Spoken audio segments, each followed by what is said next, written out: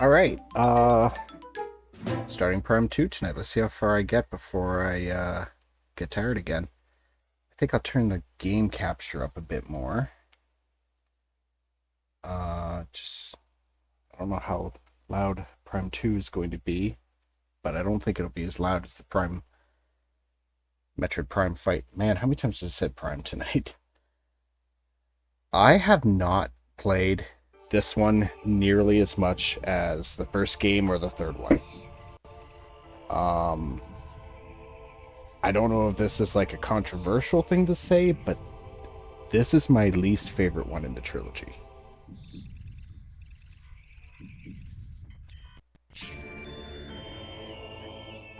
Which kind of is unfortunate because it's maybe my favorite setting in the series.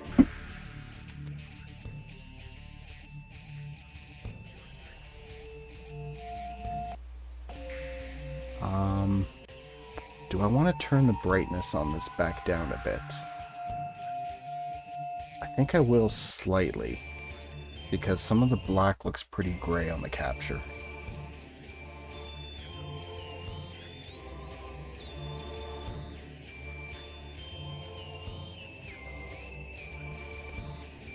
Yeah, that should be better.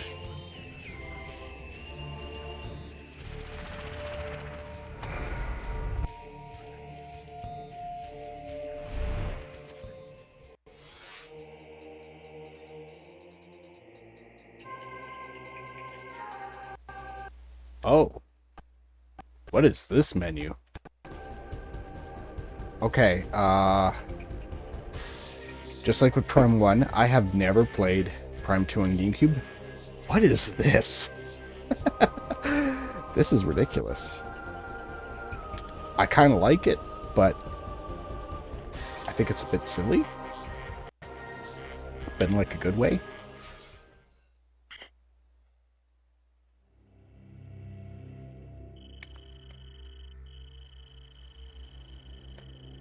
Yeah, I've played this one the least.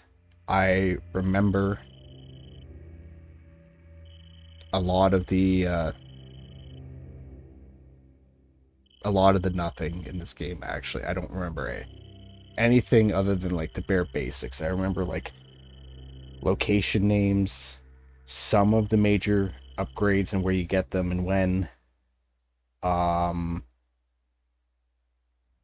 This one's going to be more of a struggle compared to Prime 1.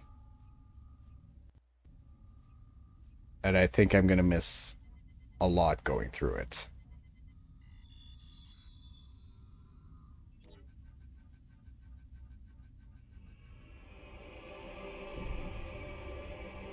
I turn the game up a bit more. That is really, really quiet.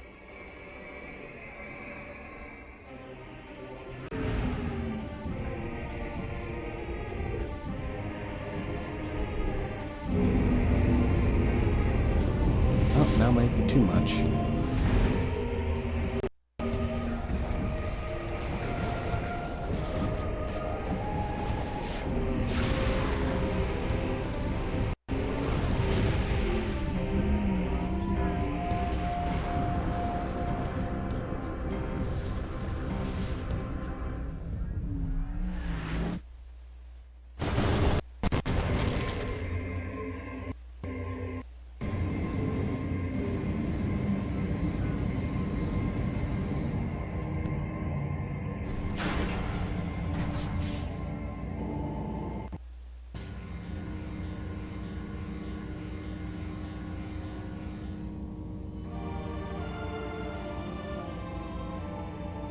The other thing I don't like that this game introduced, and this is maybe nitpicking,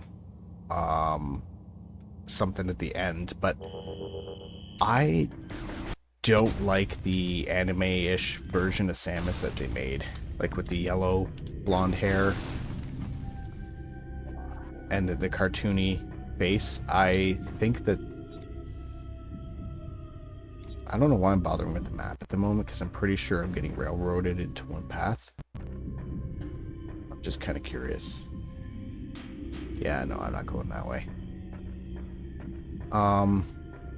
I like the version of Samus that they had at the end of Prime 1, where with the realistic face.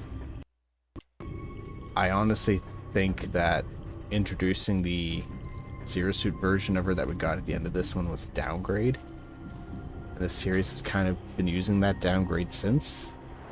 And Smash Bros. But everyone's just gotten used to it. I think we would have all been better off if Samus had the realistic face and outfit and everything, but I don't know, maybe that's just me.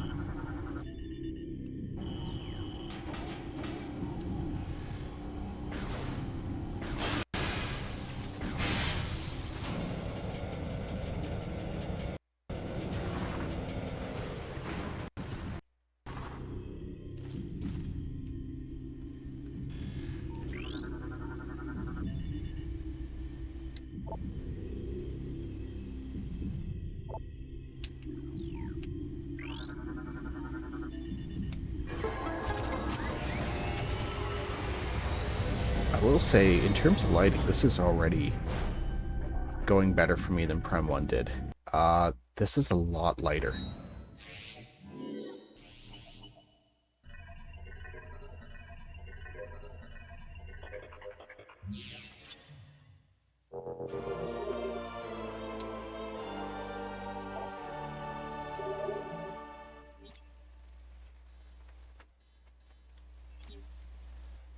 How does it look on the capture, though? Capture looks okay on OBS, and the stream...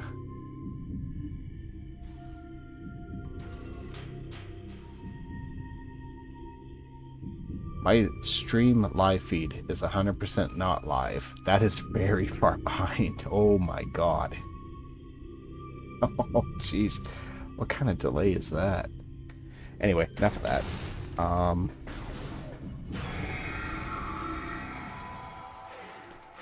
Oh yeah.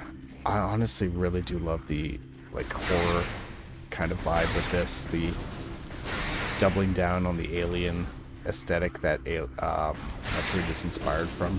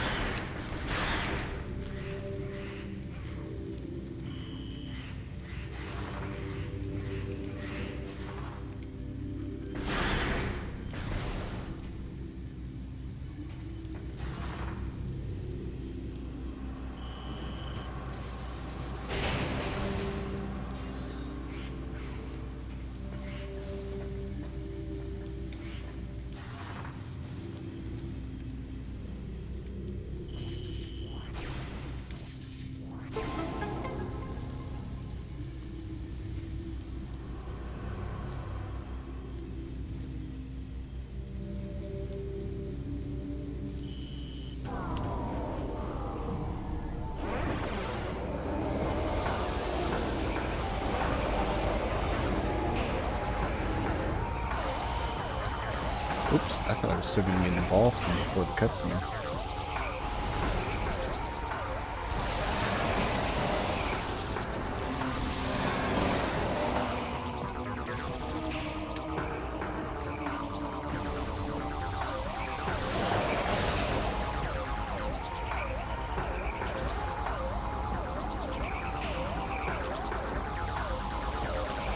I don't know if it'll be a big issue right here at the start and kind of like the tutorial area, but I do have to kind of remember right now that I'm not the walking tank that I was about 10 minutes ago at the end of the previous game.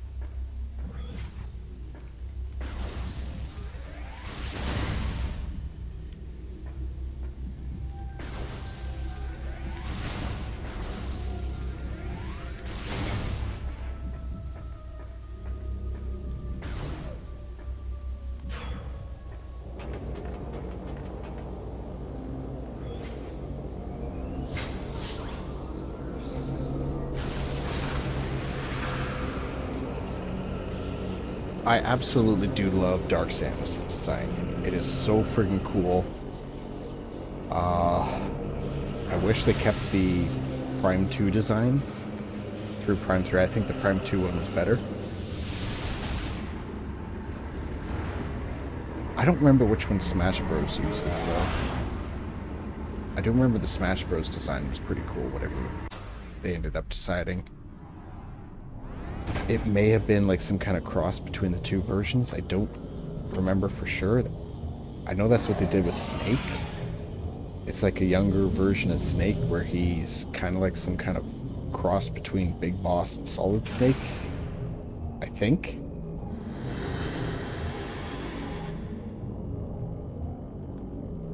Damn, she's cool.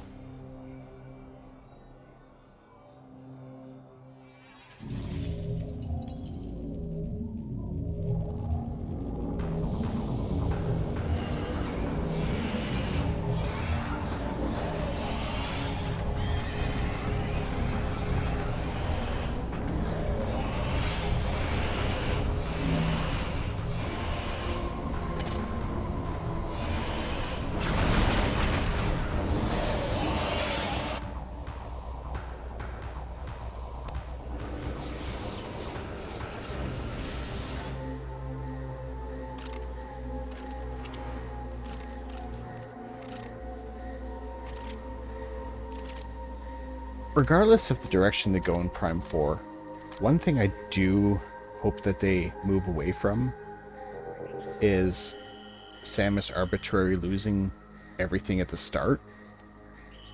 That's why I like how Prime 3 started, because she was pretty much kitted out with the basics right away. And then you didn't lose them. Oh, right, I don't have the bombs. I don't have the bloody bombs. Okay, just so I'm not stupid. I do want to be going that way, though, don't I?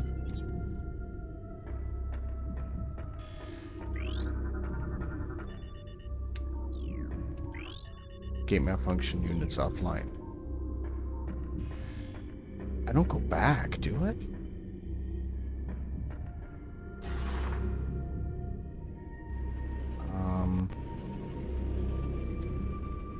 Guess I do.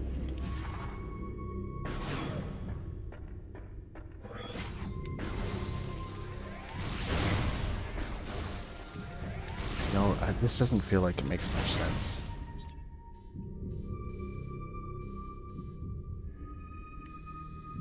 No, I can't, because I jumped down that. Okay, what am I doing?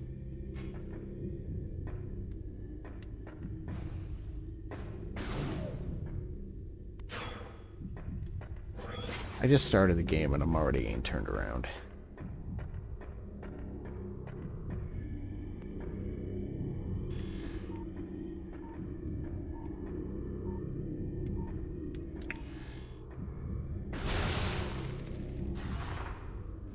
There we go. Oh, come on. Come on. There.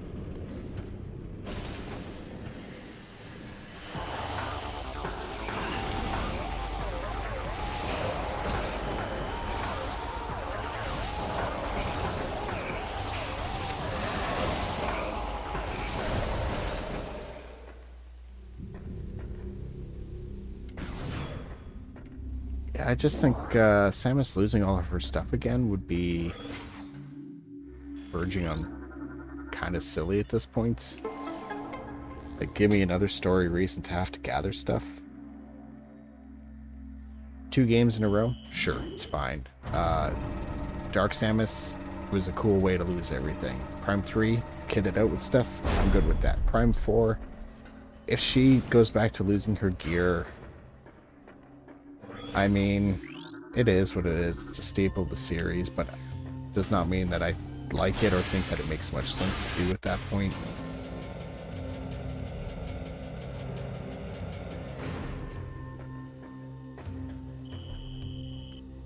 Scan visor is useful for gathering info. Yep, I already know that.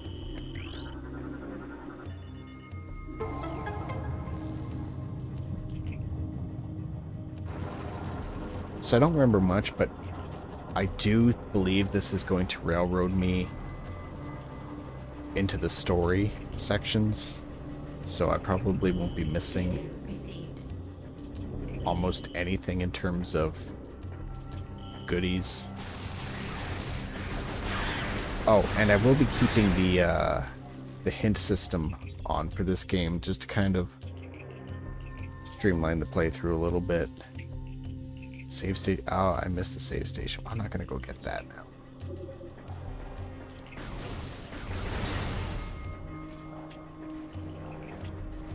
Okay. Took away the double jump as well.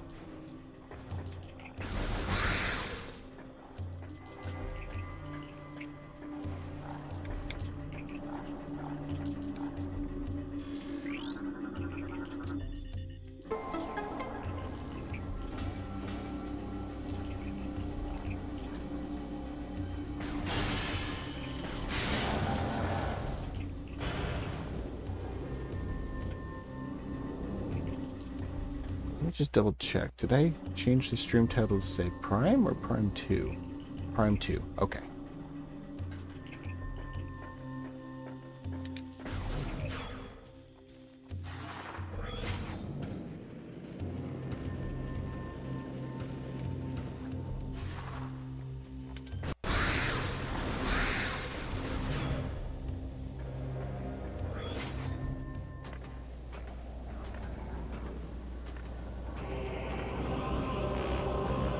Man, I absolutely love the design of this planet.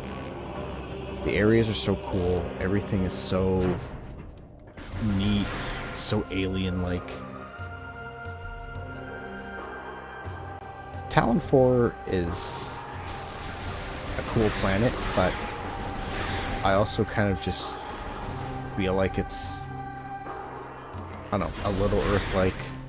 Some of the areas feel kind of basic, like, hey, here's the fire area, here's the ice area. I mean, they're all great areas. It's a great game. Not knocking it in that sense, of course.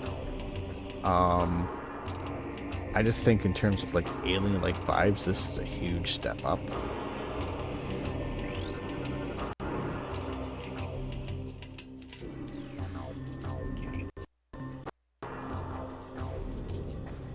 Can I jump up this? Nope, cannot jump high enough for that. Okay, oh.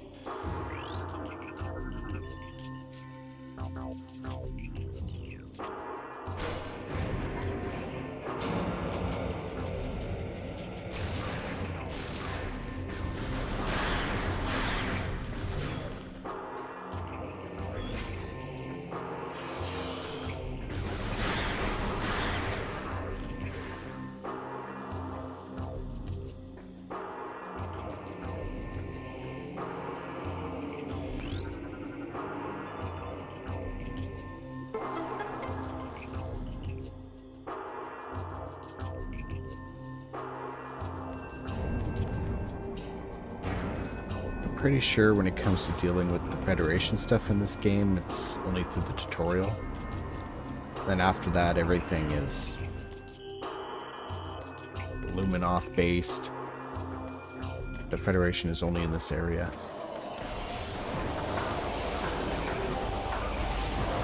I don't really think the pirates really factor into this game's story very much either. Like anything with the pirates and Phazon takes a back seat to the light and dark world setting, which is kind of nice actually. I kind of like it when a sequel deviates. Did I draw on the item? I've already got the item. I like when the sequel deviates from the premise just a bit.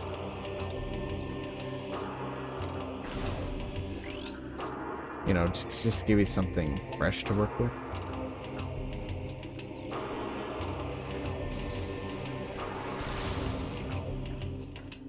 Oh, the opening's there.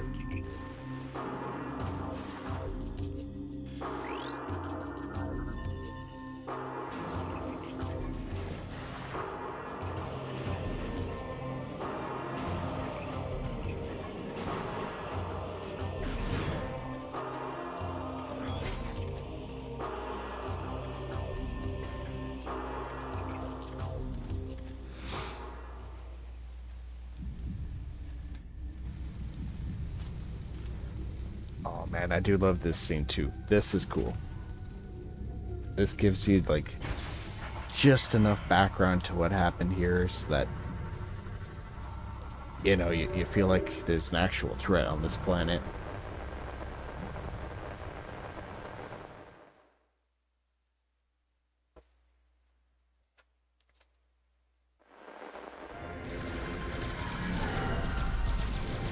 Engage an unknown space pirate frigate.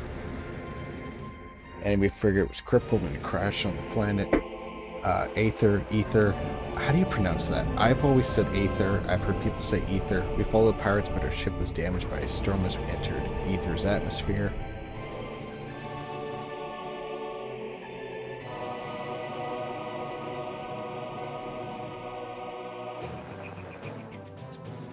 Heavy magnetic activity during the storm. Oh, well, that was fast. Upon landing, we split into 2 units. Each unit was doing fine, no problems. Until they appeared. The usual cryptic they that narration likes to give you.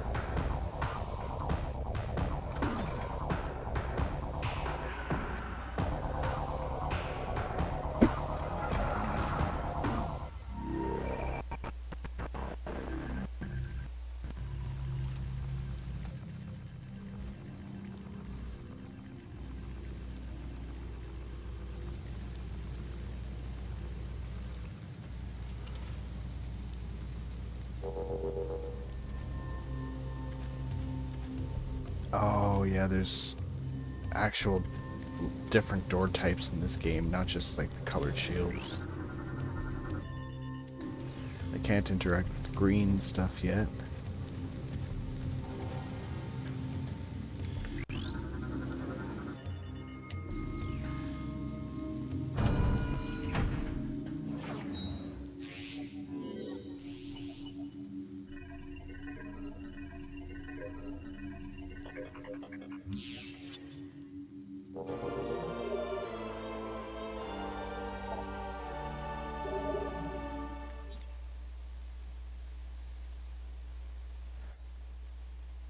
I don't remember if when you break the like the missile door shield, if the yellow goes away and turns into like a regular blue door.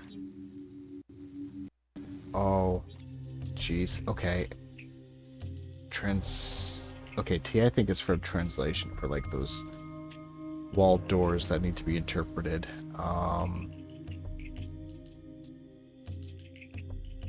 I have to remember that because otherwise I'm going to see the blue doors on the map and wonder, hey, why haven't I gone through those already?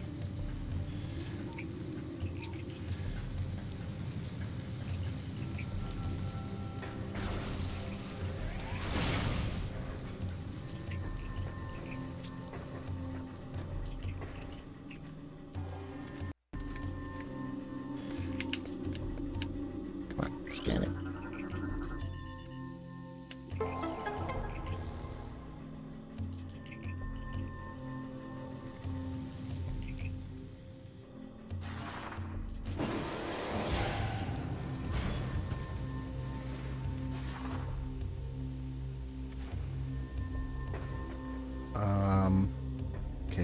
got missiles. So my guess is that it's going to give me missiles in here. One of these doors is missiles. Why do I get missiles?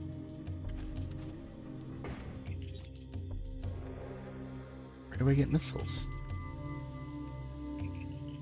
The game has railroaded me into this spot.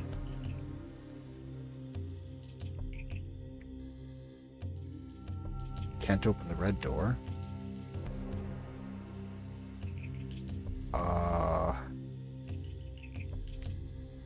That's a blue door, but with translation. And everything else seems unreasonably far back. You've missed it.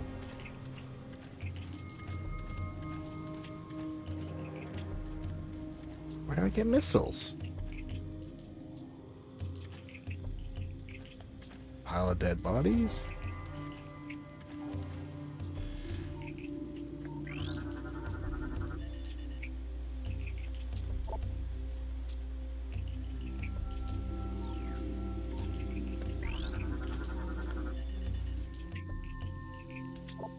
Terminal inactive, memory core damaged. I don't know if scanning any of these guys will help. No, they're gonna be lore. Which, again, I'm not gonna bother reading on this playthrough. Because I have done all this before at some point. Although I don't remember it. Oh, that is cool that the scan actually tells you what percentage of lore and trooper logs you've got. That's neat. I don't think that was in the first game. I know the color coding wasn't.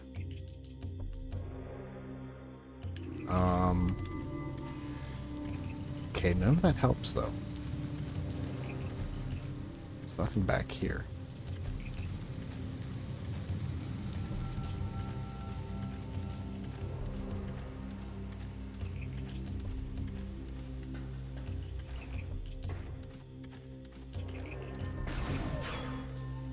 And I know it's probably... Oh no, I can't get through this gate again, can I? Okay. So whatever I'm looking for has to be over here.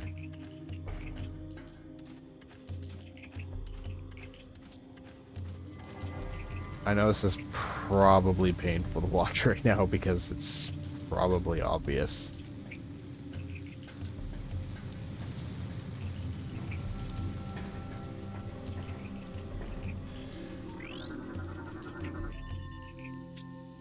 Damaged piece of powered art. All projectors are offline. Does not help me. Recording to logbook.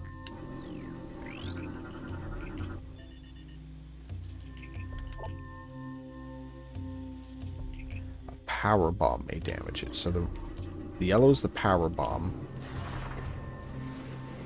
And my guess is that red is missile.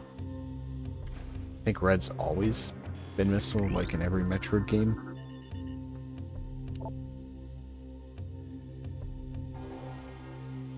Missile blast may damage it. Okay. Where? Where do I get them?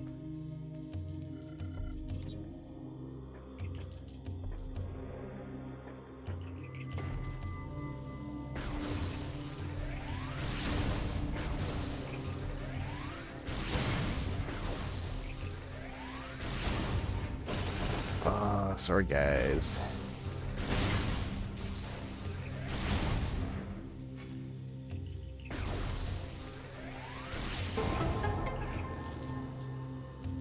You gotta be fucking kidding me.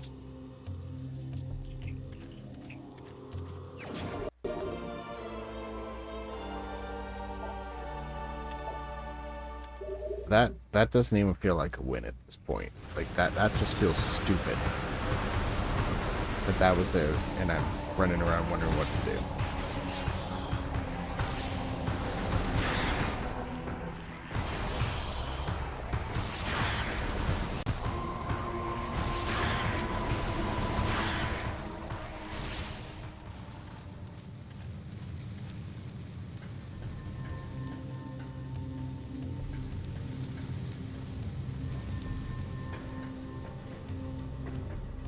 I'm just kind of throw this idea out there, but like, if you're just gonna put the missiles in a box for me to reobtain, why bother to completely take them away in the first place?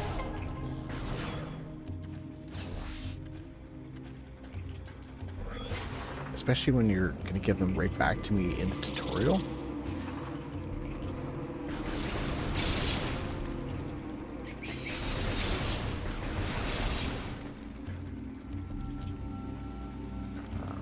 Just make sure I don't miss anything.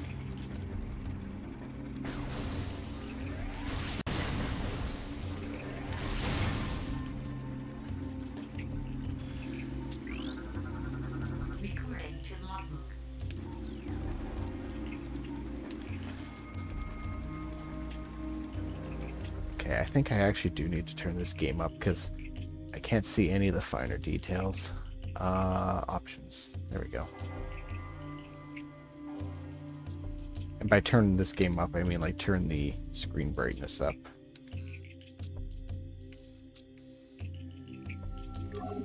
There.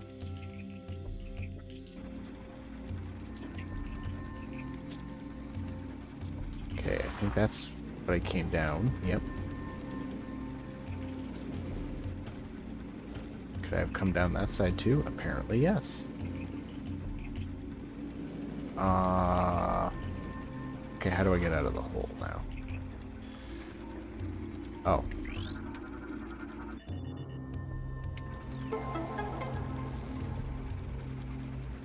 Much better. You're talking about the game brightness?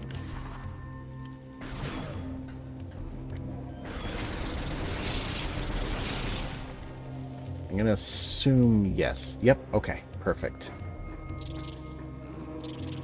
Yeah, because now it actually feels playable on my end.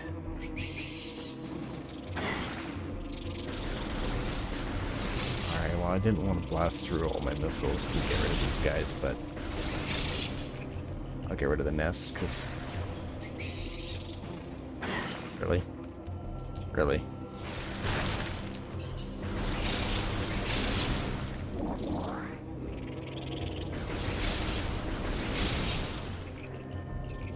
Well, at least they give me more missiles when I miss.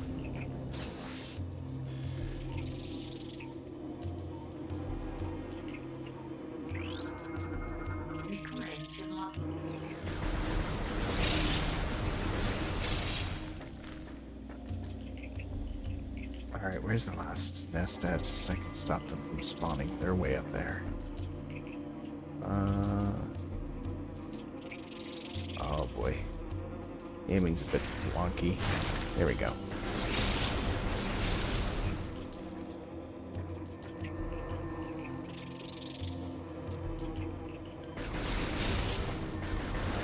I thought I killed the nest. Okay, I can't jump up that.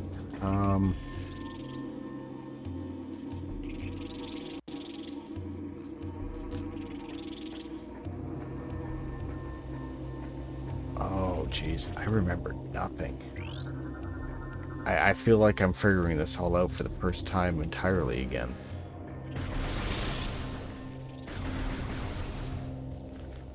Don't forget to hydrate. Yes, thank you. Where is my water? Actually, I have some right here. Thank you. I actually really do appreciate that. I have a really bad habit of getting so hyper-focused on something that I'm doing that I forget to eat and drink.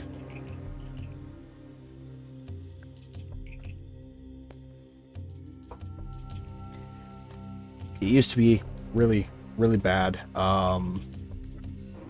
Back in like high school when I would have a lot of time to just dump into games. Oh, here we go. I would spend an entire weekend playing a game, completely... I think I just gotta do this again. Completely neglect any like self-care pretty much when it came to properly eating, which is 100% not good. I'm a bit better with it now.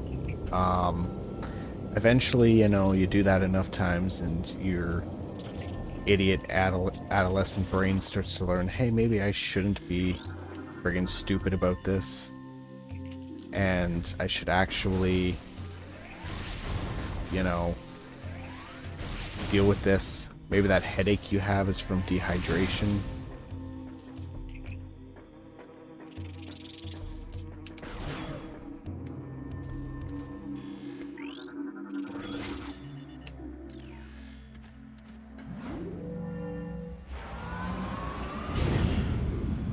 Oh, jeez.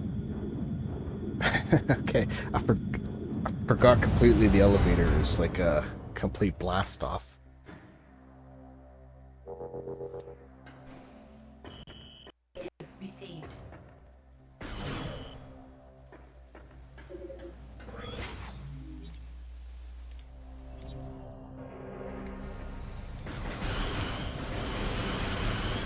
I think those are harmless, actually. I don't know why I'm shooting them.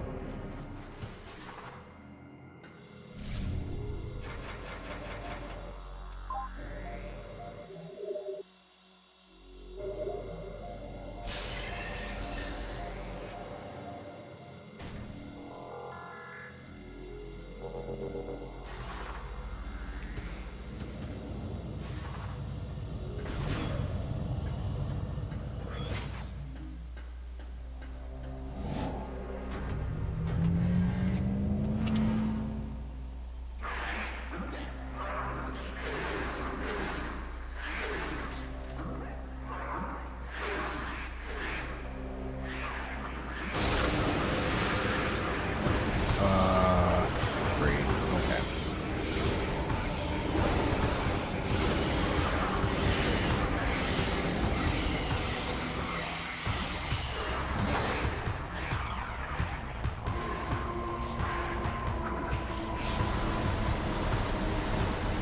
I'm not really sure these guys are any more difficult as dark versions. I think they're just a bit more of a bullet sponge.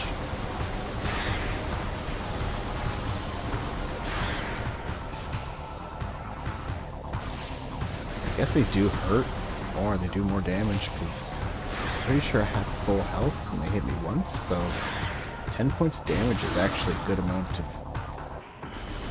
I have a feeling he's not going to stay a late world version for this entire encounter, is he?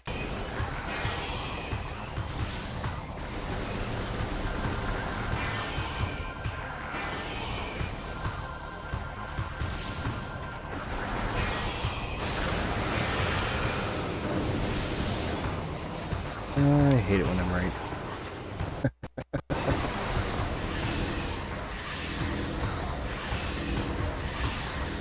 Oh, you give him a health bar? Really?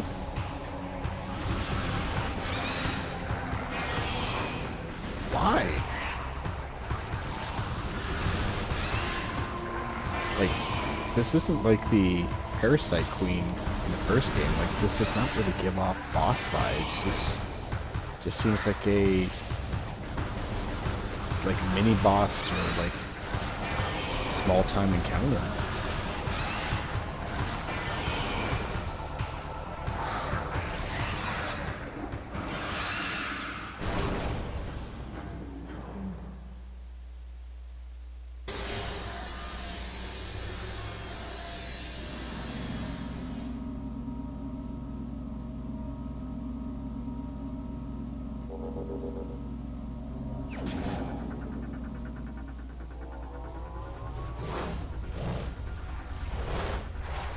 Alright, what the hell is this thing and what does it do?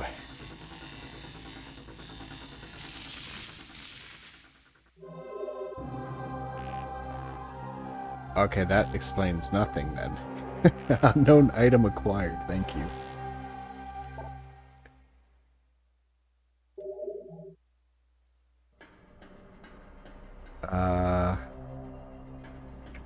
Can't go that way, can't go that way. Okay.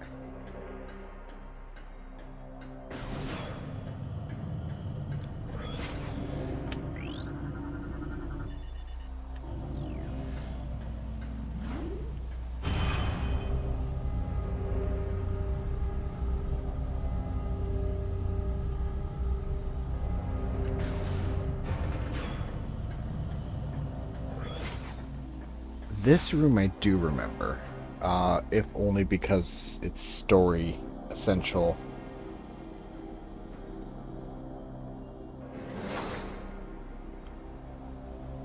Yeah, and you meet the moth dude. Umos? Sentinel Luminoth. Please listen and hear of our world's peril. See, why does this cutscene actually let me go through the dialogue at my own pace, and the other one didn't? Long ago, a cosmic object fell on our planet Aether, exploding with great force. Rift was torn in time and space, and a strange power flowed over the world. Okay, so I'm going to kind of skip through this, but I recall this is just the explanation. These guys are the Ing. There's a light world and a dark world, and the entire plot is Samus has to go into the dark world and retrieve all the light world energy and bring it back. Yeah, when Dark Aether was born, our planetary energy was divided, half for our world and half for theirs. Should one world gain control of this energy, the other will perish.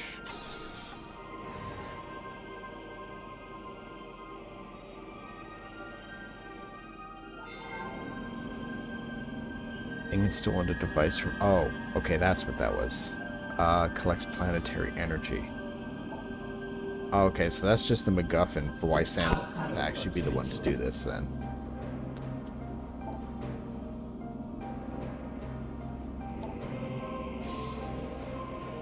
There are only hopes, Samus. I mean... I see why you say that, but if he knew her record of how other planets fare when she leaves them, I wouldn't be trusting her with it. She tends to blow up the planet on the way out.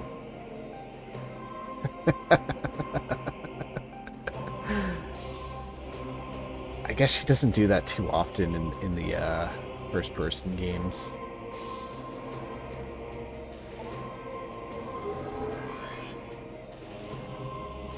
Okay, and I can open the doors coated with violet holograms. Okay.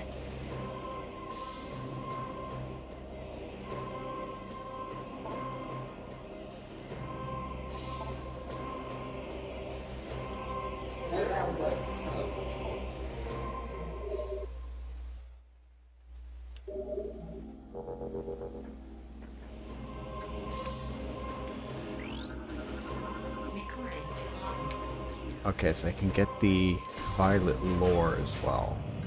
That makes sense.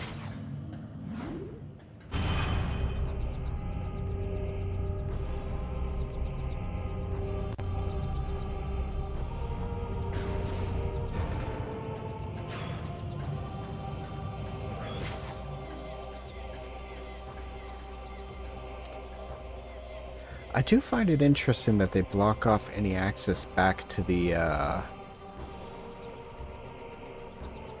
what's it called? Temple grounds. That they block off access to the temple grounds from where I came, so I guess I can't go back to the Federation sites.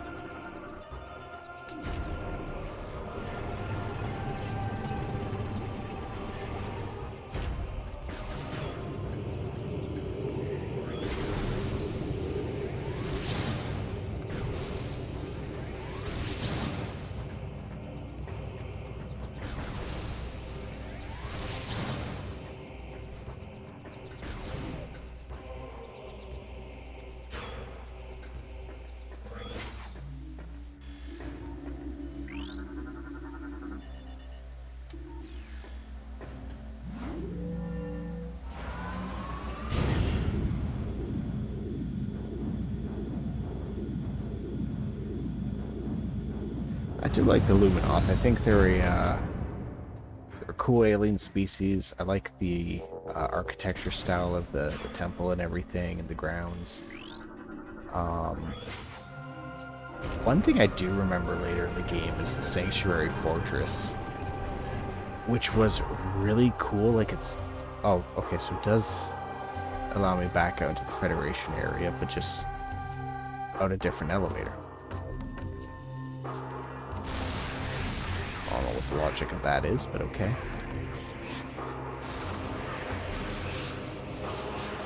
Probably just to direct me more to where I want to go.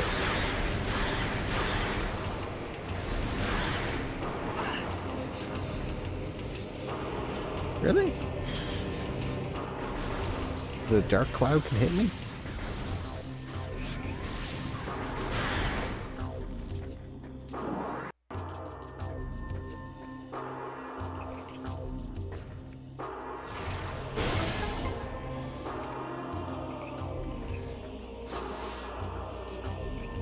I feel like there's something here that I would be missing, like a missile expansion or something, if I don't take a look around, since it put me back here.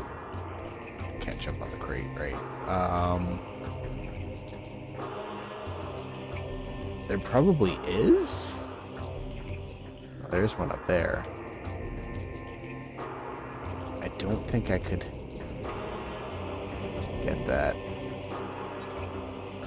I don't know where that tunnel connects from.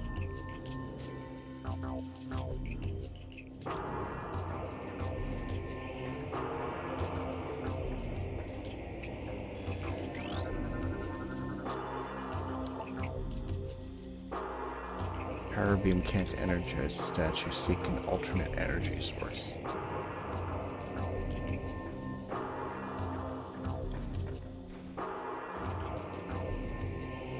Oh, that's the one I unlocked. Oh. Okay, that's great. Is that what it directed me out here for? Probably not. Seems silly. My guess is that I have to actually activate a translation door to get to the wastes. The one I'm looking for is probably back this way.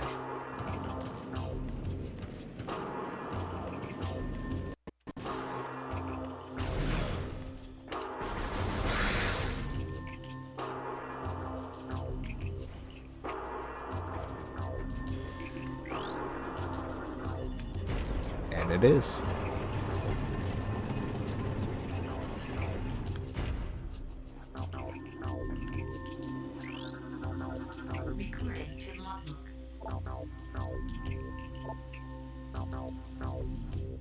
I'm gonna probably scan those guys every time I see them, because one thing I do remember, I shouldn't say that I forgot this game entirely, because like little bits come back once in a while.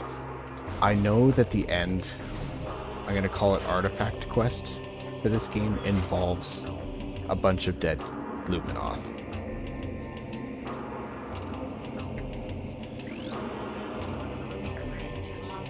I don't remember where they are, so I'm just gonna do all of them as I see them.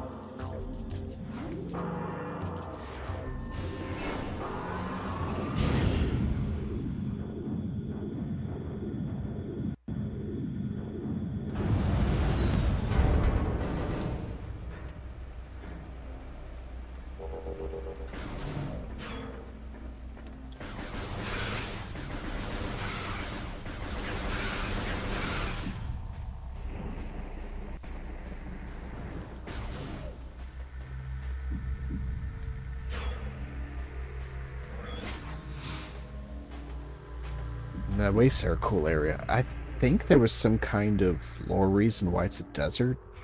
If you do all the scans, I don't think historically on this planet it was always this way.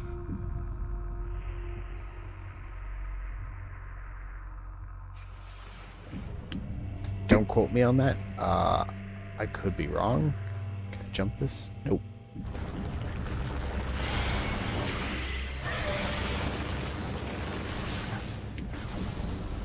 But I do know that they really take the meteor crashing into the planet idea and attribute a lot of the problems that the planet has to that. And the funny thing is obviously that planet is one of the Leviathans, just like the one in the first game was. but it doesn't tell you what any of these are until the third game. And the funny thing about the Leviathan in Prime 2 is I'm pretty sure you don't see it anywhere in the game. You don't travel to it, and you deal with Phazon to a minimum extent even. I think all of it is contained in very specific areas in the Dark World. So it really takes a backseat to the light and dark story in this game.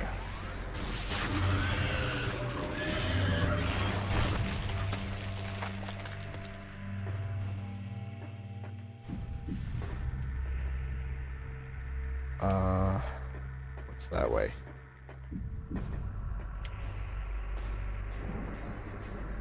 I see a lot of areas I could, in theory, double jump to. And I can't at the moment, so I really feel like this game is still putting me on a semi-linear path. I guess that makes sense. I barely have any of the equipment.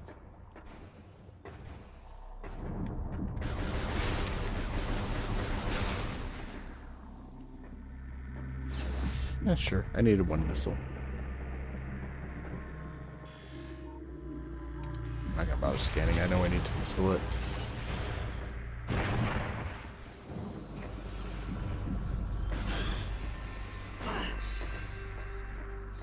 Thought I could make it through.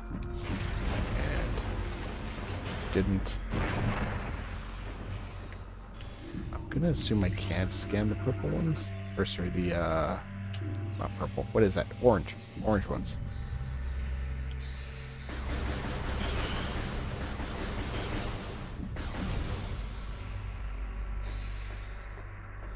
Yeah, so I can't even scan the orange lore without the translator for it updated.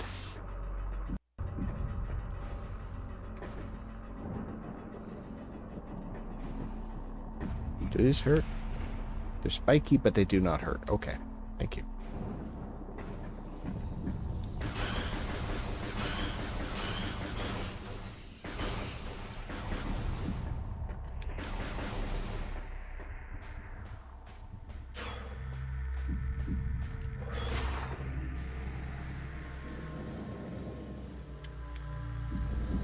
More bombs.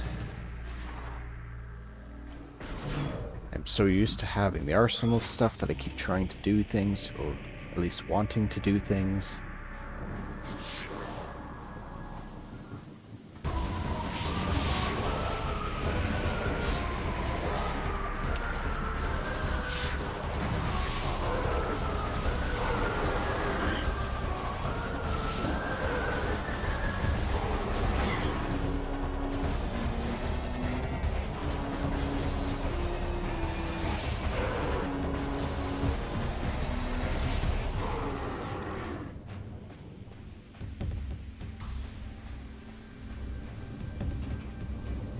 So if the pirates are here, the Federation were in the temple grounds, I'm going to hazard a guess that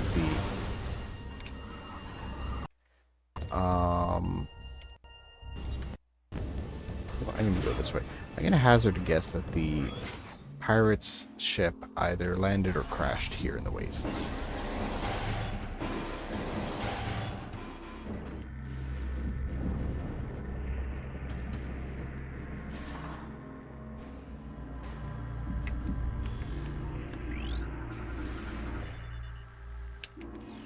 I gotta say, I actually really like not remembering a lot of this game. At least so far. Kind of has a semi-new feeling to it. It's probably a combination of things. So the last time I actually played through the trilogy was at least 6 or 7 years ago. Wait. How do I use this? Console used to energize a portal to Dark Aether, currently offline. And even then, though... Oh, right, morph ball. Bombs. Don't have bombs. So I don't think I can activate this then at the moment. So even then, though, Prime 2, I played the least. And I do know that it comes down to an issue that's going to happen right when I get into the Dark World there. And I think that the game gets way, way too slow. And I guess I'll just explain it right now instead of waiting till I get in there. I don't know if I played the game properly or not, but because of the amount of health that gets lost going in Dark Aether before you get any protection from it, I really progress slow through there, because if my health gets too low, I have a tendency to stand around and wait for my health to come back. And I'm not sure that's what the devs intended when they designed that. How do I get over there now?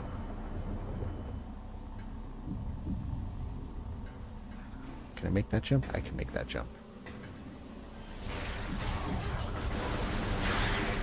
So I would spend a lot of time standing around in like one of the light circles getting health back. And I would get really, really bored with the game. There was actually times where I would kind of exploit it too, where if I was somewhere far into Dark Aether, like late game, I knew that the way to get your health back was to go into those light bubbles still. So I would actually like stand in one where there were no enemies around, put the controller down, in that case the Wii remote, and walk away. And then I would come back 10 minutes later with all or most of my health back.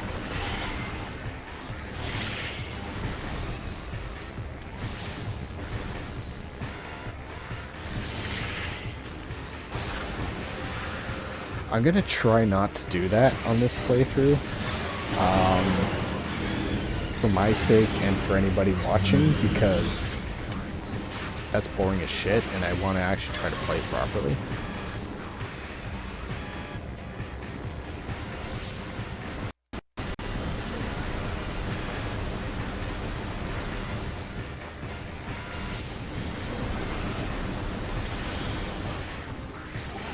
Oh, like over there before it. He's not stuck anymore. Okay. That's unfortunate. Bomb Guardian.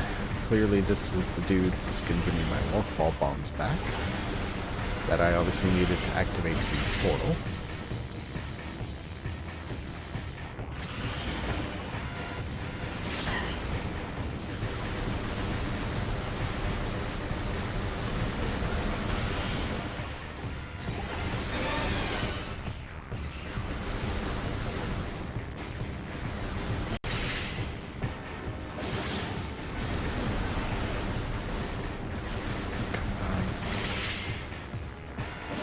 It's hard to stay behind them, actually. Actually, let me rephrase that. It's not hard to stay behind them, it's annoying.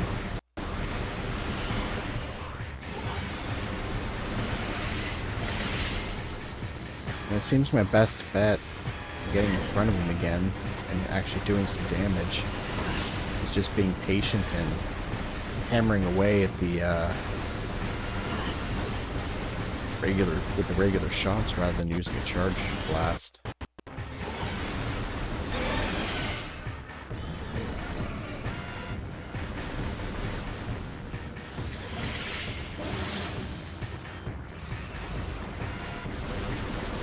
I guess this game just gives the mini bosses health bars.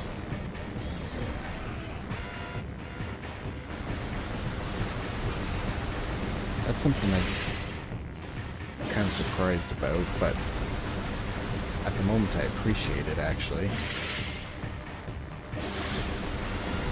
Because This guy has a lot more health than I would have suspected for something like this if it didn't have a health bar.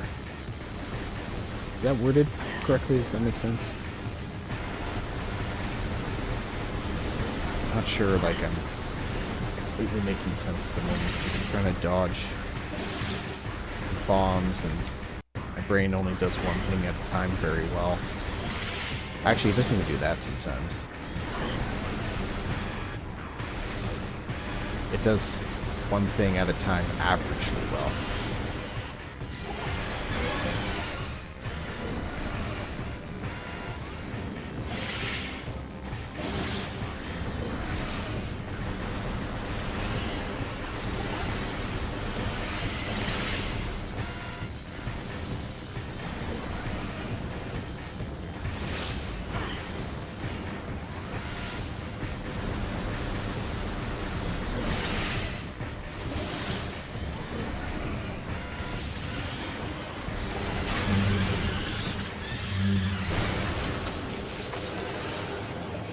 Okay, good.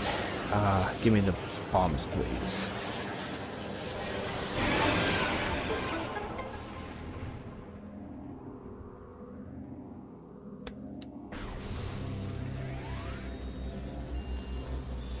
I want the health before it despawns. Thank you.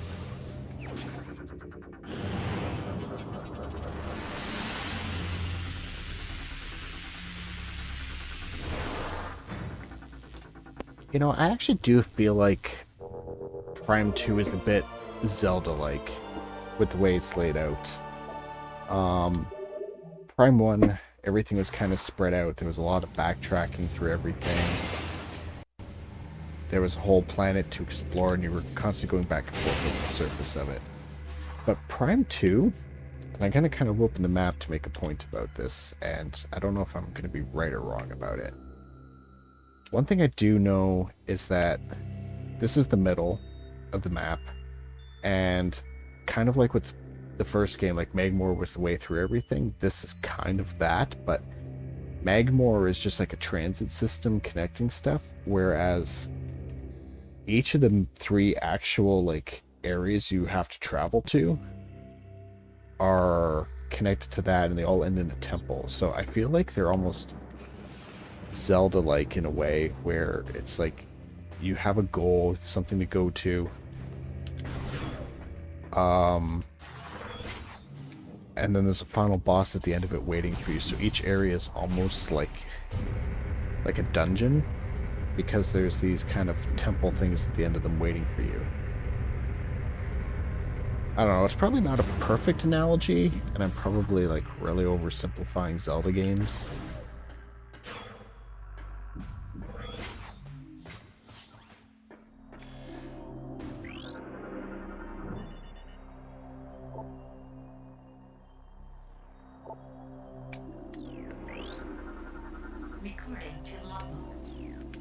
Okay, do I just walk up to it? Nope.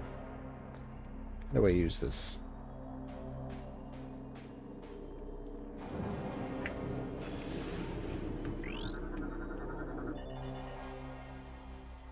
Luminoth subject terminated 1.5 decacycles ago. What the hell is a decacycle?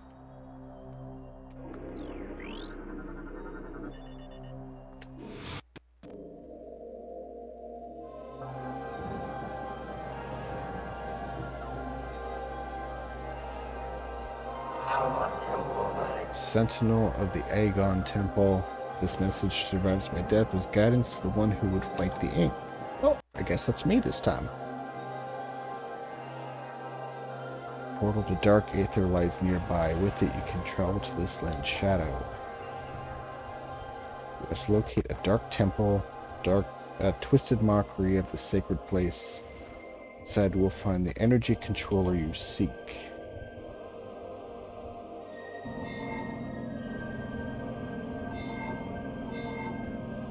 Oh, shit, it was the keys. You gotta find 3 keys to get in to fight the boss.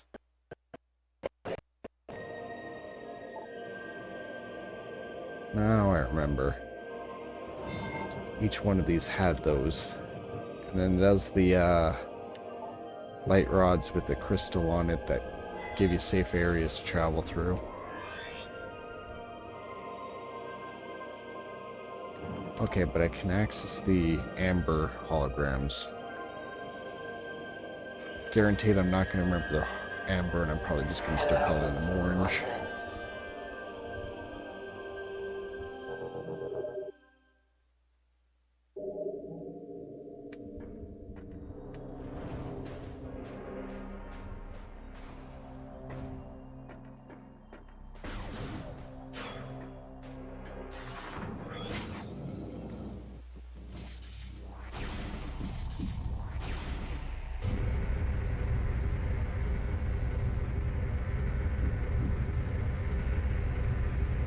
I think one other thing that's going to cause me to miss a lot of items is just how different everything looks in this game. Because unless I go through and I start scanning everything like crazy, I'm pretty sure I'm going to probably see something that I could interact with and then not do it because I'm going to assume it's just part of the environment.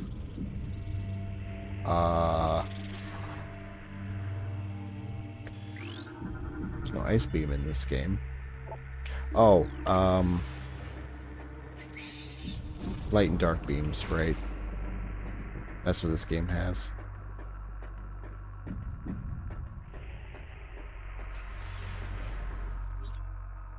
Yeah, the other side's a dark beam. Okay.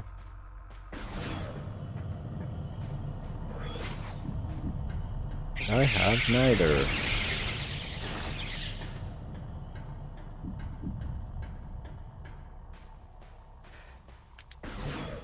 I don't know if I've talked about this before. I think I have. Just in case, though. So the other thing I don't ever play right in this game, and I know I don't play right, is I don't use the light and dark beams properly. In the sense that I will almost never use them after I get them. Because the fact that you actually have a ammo count in this game for them discourages me from doing so. I get so weirdly paranoid about being in a situation where I need ammo and then not having it that I will never use them. What hit me? I don't think that's normal. I'm getting hit by nothing. Something is spawning shots out of nothing. I think. Is there like a wasp nest there? No, I'm actually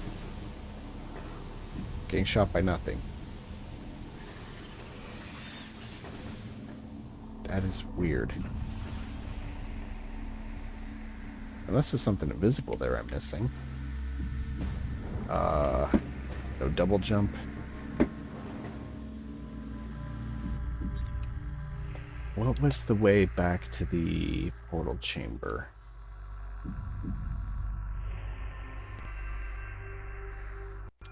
It was the lower door.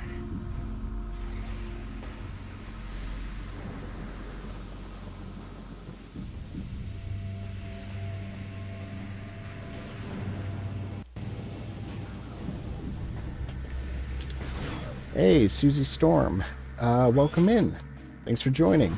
I am doing great. Thanks for asking. How are you doing?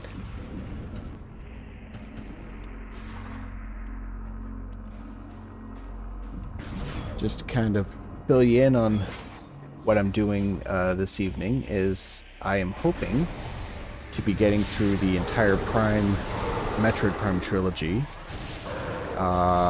before the release of METROID Prime 4. And I've made it onto the second game this evening. How's my stream going? I mean, I hope it's going good. I think it is. I think everything's going pretty good.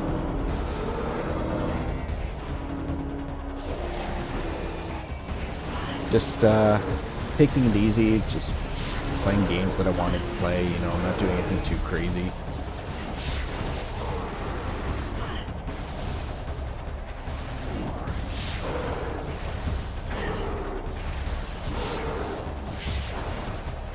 wow, okay. Dark pirates get really beefed up. I should have taken a look at how much damage they do, because I still believe that they're not actually much more dangerous. I think they're just more bullet spongy. I think they just take a lot more hits.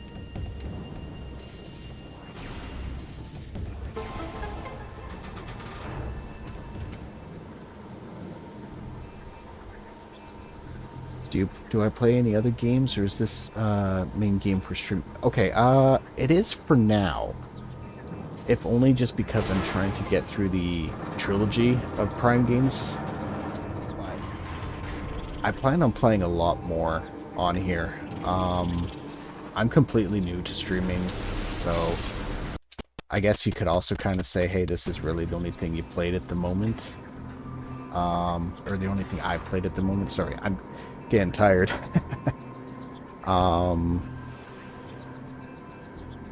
So this will be my focus for a bit, but this weekend I may be playing something else, depending on if I have another friend that's free. I have a buddy who wants to play Goblin Cleanup, or maybe some Deep Rock Galactic or something.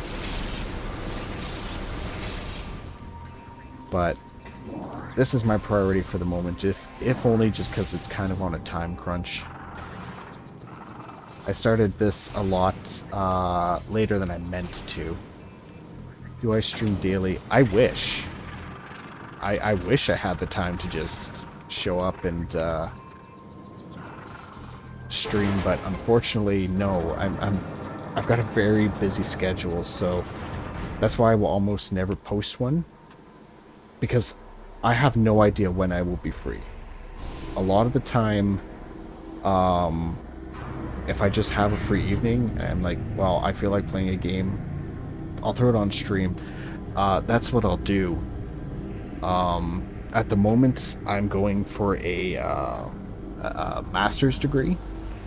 So my entire university schedule as a grad student is ridiculous. And then on top of that, right now, I'm working for the university itself to kind of pay my way through it. Something to share with you if you don't mind.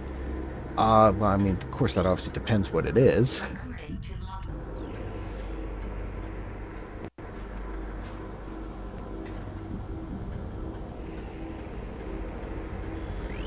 So I think if I scan this, this will just turn the portal on finally.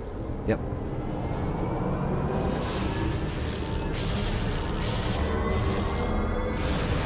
No, don't worry.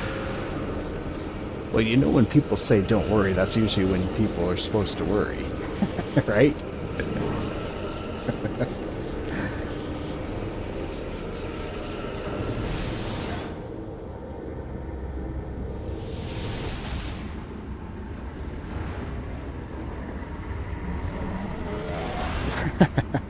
Or at least that's just my experience with it. I've always been told things, oh, don't worry, this is not going to be a problem, and then it immediately becomes a problem. I'm not saying what you're going to say or share is going to be a problem for sure. I'm just ripping on you based on the experience that I've had previously with that kind of, with that line.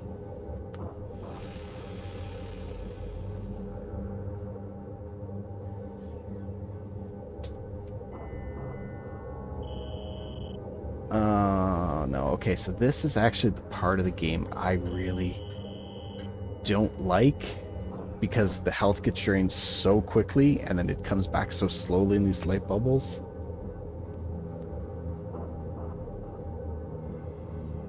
Graphic designer, I've been working on commission around streamers for past 3 to 4 years. I want to see some of your recent work.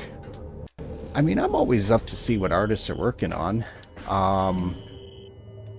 Fair warning, though, if you're trying to get me to commission something, I'm broke as fuck at the moment.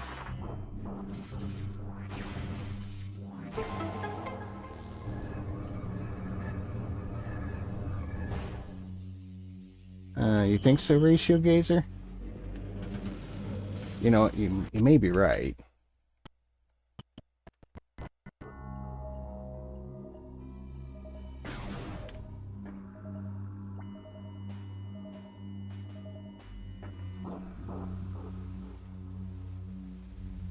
You have these weekly, eh? Well, that's good to know. I appreciate you giving me the heads up on it. I also just generally don't follow when people give me links anyway, so I appreciate the warning, but I'm probably not going to go onto someone's Discord anyway. No, I'm not.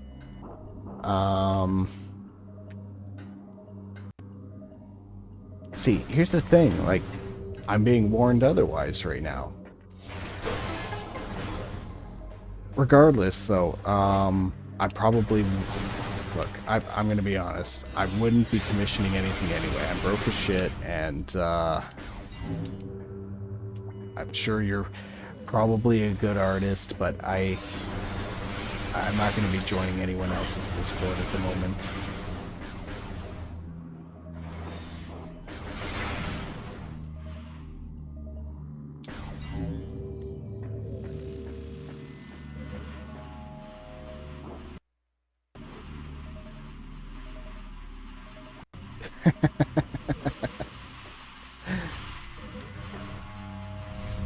Well, I think the quotation marks may be unnecessary. You don't know for sure, right? Usually they sell AI art or stolen one. I mean, okay, that is a fair point. That is something else I would kind of be worried about. To be fair, I'm pretty good at, like, spotting AI art. It all kind of has a very similar look to it nowadays, because it's all been self-feeding off of itself.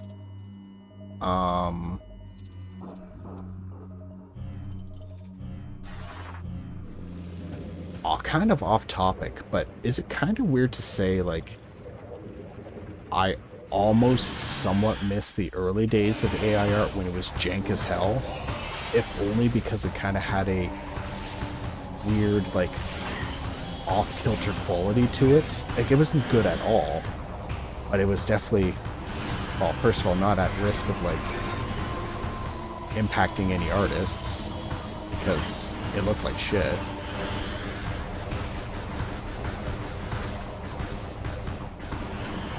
I do kind of miss that a little bit.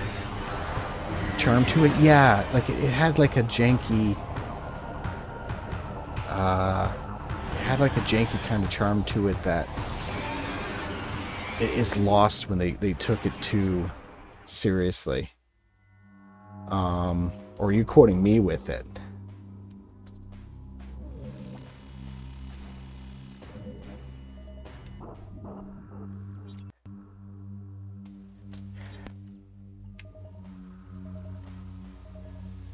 And now with the way AI art is, that is hard to say a lot of times in a row for me.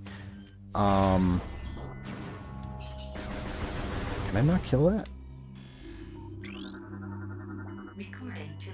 Lightbringer. Oh, I don't want to kill that.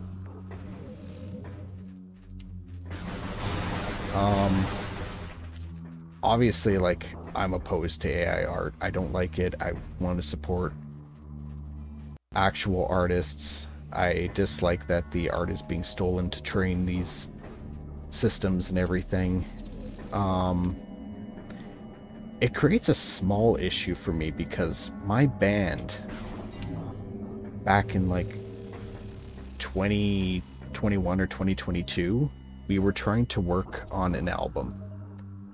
And the guitarist that we had, she was playing around with an AI, and she made an artwork that we ended up actually deciding was cool enough for the album, and we adapted it for the cover. And in hindsight, you know, we kind of just went with it because AI was new, it seemed harmless at the time. But now we're stuck with it. And we're stuck with it not just because it's like, hey, this is what we've already made and it's already out, so there's no point changing it. Like, I don't want to go back and retroactively change something. But also, not to be a downer, she's not around anymore. And I don't just mean she left. I don't want to just outright say the grim part of it here on stream and be a downer for the whole thing, so I'll move on from it. But now it's a sentimental thing to also keep it because it was her that made it. So it's already here. Yeah, thanks. I do appreciate that. It's been a little bit, so oh, this guy's got a health bar. So I've kind of been able to move on from it a bit. But yeah, it's become a bit of a sentimental thing to keep around, as silly as it might be for it to be an AI thing. So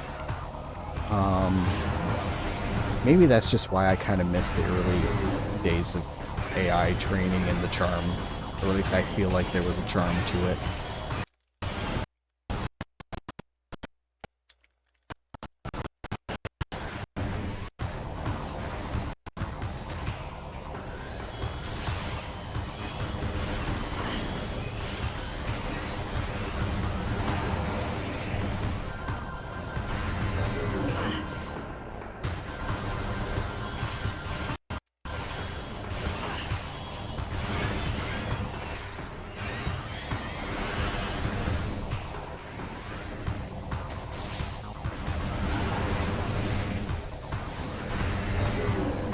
Well, at least I know that I'm going to be getting the double jump back. Where'd he go?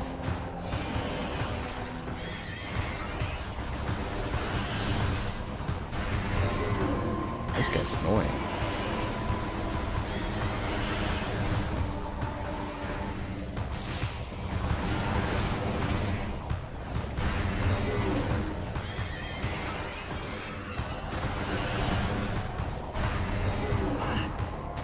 I keep thinking he's jumping to a higher platform, and really I think he's just jumping over me. No, see, now he's actually on a higher platform.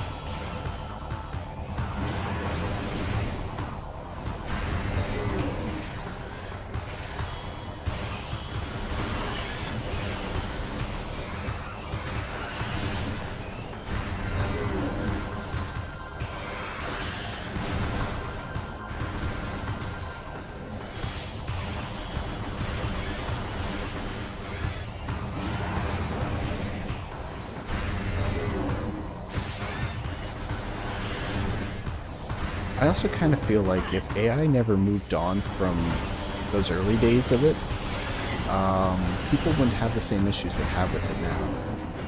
Because it would just be like, oh, here's this kind of janky quality to it. We know it's computer made. It'll never emulate anybody perfectly. And then you kind of just harness limitation to it. And they left now since they didn't get what they wanted. I was a hero 3 times today. Have you saved a couple other small streamers today the same way?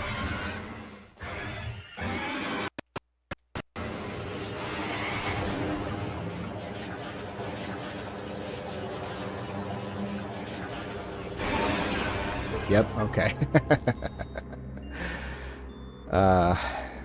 I mean, did they... Okay, I'm going to look back at the chat real quick here. Give me pointers on how to spot them. I would appreciate that, actually. Did they try to send a link? No, they didn't. They just told me to add their Discord.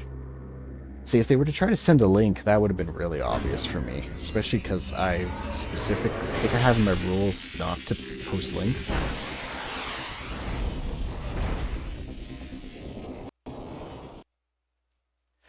But, yeah, pointers on how to spot them would actually be super appreciated because, I can also tell Plain Jim them as well when he comes back to moderate on days where he's actually free.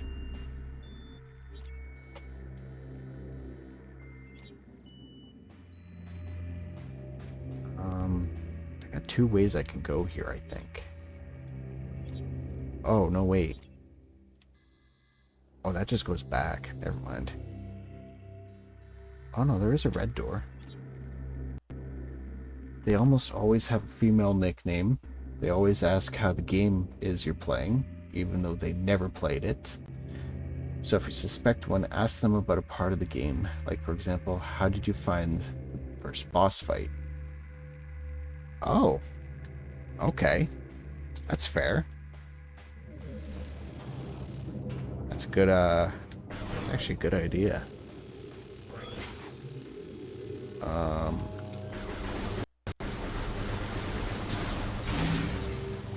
One of those situations where the health drain's way too quick for my liking.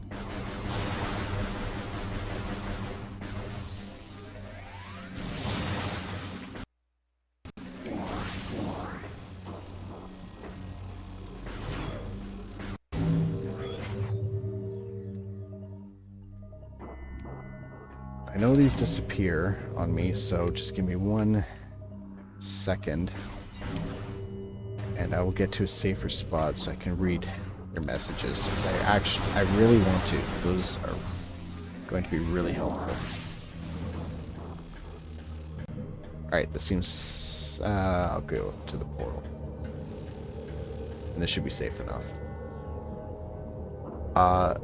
Some come with their favorite games, which are usually current games, like long-running ones, like COD, Battlefield, or Dead by Daylight. If they are a bot, they will not know what they can say, so they will automatically go on with their game and ask for, by the way, can I ask you something? Oh, is that why you think that one was a bot? Like, not just a scammer, but actually a bot one? That's usually when you know.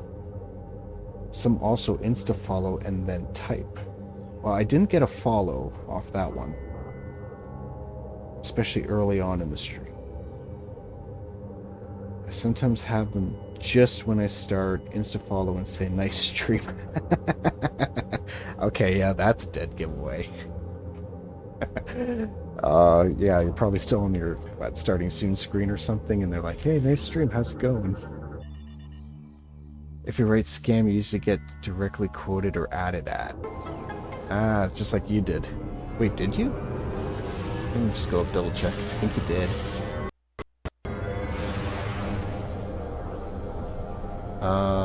Yeah, you did.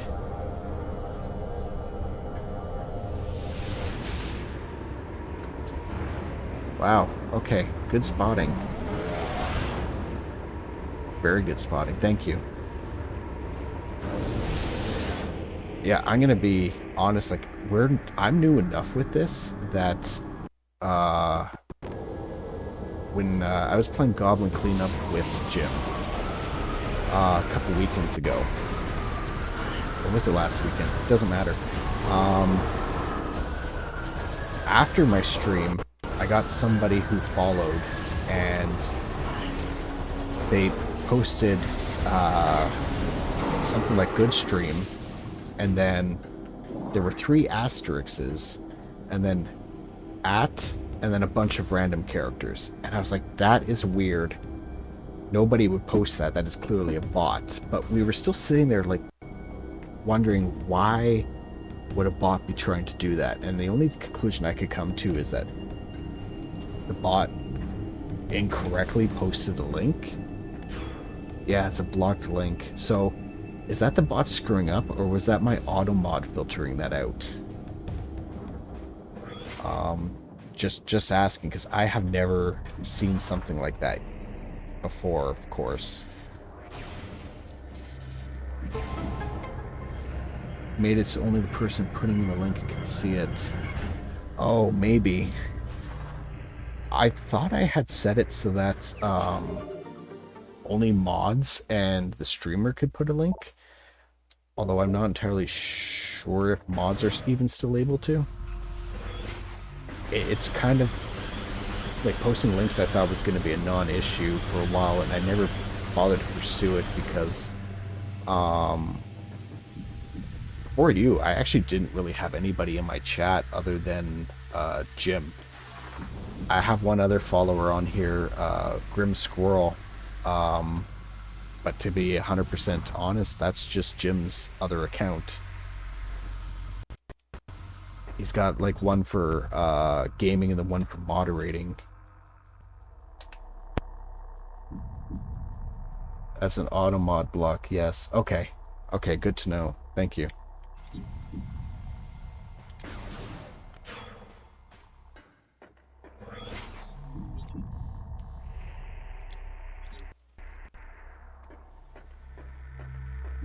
I do appreciate all the tips and pointers.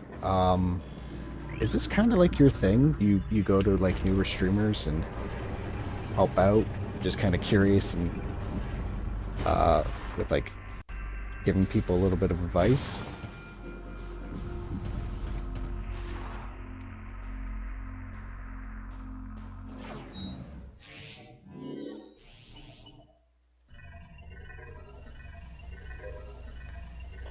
Because either way, like yes or no, I do appreciate it. Don't like big streamers. Usually they're kind of, you know, pieces of poop. Yeah, I can't exactly disagree with that. Um, there's a few streamers that I've watched casually before. I've never really wanted to sit down and watch any streams. Usually I throw them in the background while I'm working on something. And so I'm never really like paying too close attention or attached to anything, but there was a couple that I was starting to warm up to a bit and was like, okay, this will be my go-to background streamer. And then they ended up being a real piece of trash, and I was like, oh shit. Smaller, rather watch someone smaller. Some smaller ones that get big quick turn into poop too, sadly. Yeah, I wonder if in that kind of situation, if sorry, I'm also trying to think of where the hell to go. I wonder in that kind of situation if it's like getting big gets to their head, or if they're just letting the mask slip a bit, you know? I don't want to be someone who's cynical and say, hey, like this kind of person, you could...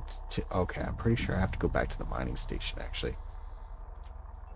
Like, you can usually expect this person to get shitty when they get big. I don't want to believe that's always the case, but it definitely seems to be that there's a lot of people who do get pretty crappy pretty quickly. It does go to their head. Oh, see, that's unfortunate.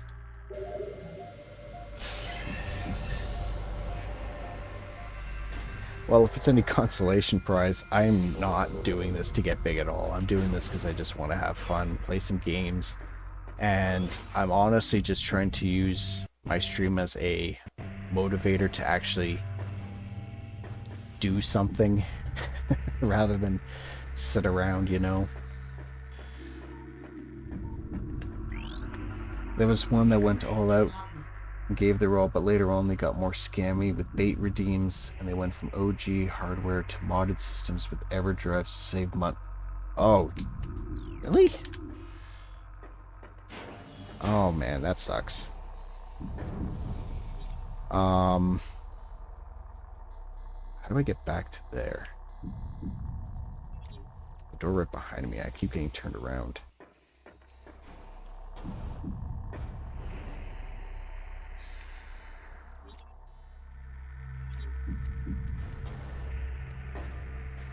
Oh, okay, it's just behind the wall. And he still claims OG hardware, etc., which is even more... I mean, there's a point where it's, you know, it's not believable anymore, too, so why keep going with the lie, right?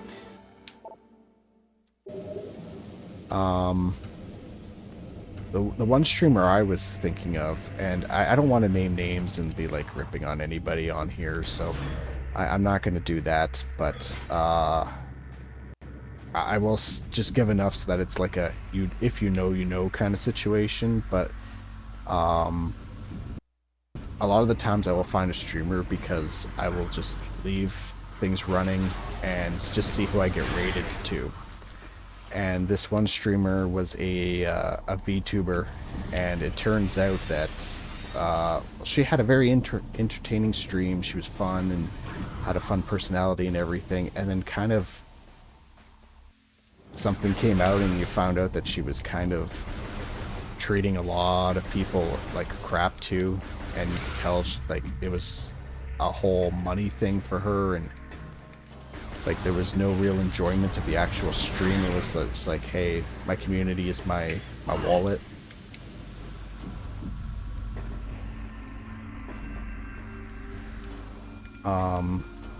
Sometimes, you know, I'll still watch some of the bigger VTubers that were kind of related to that person, just because I like their music, and I'm not finding a lot of other music streamers that I can take to.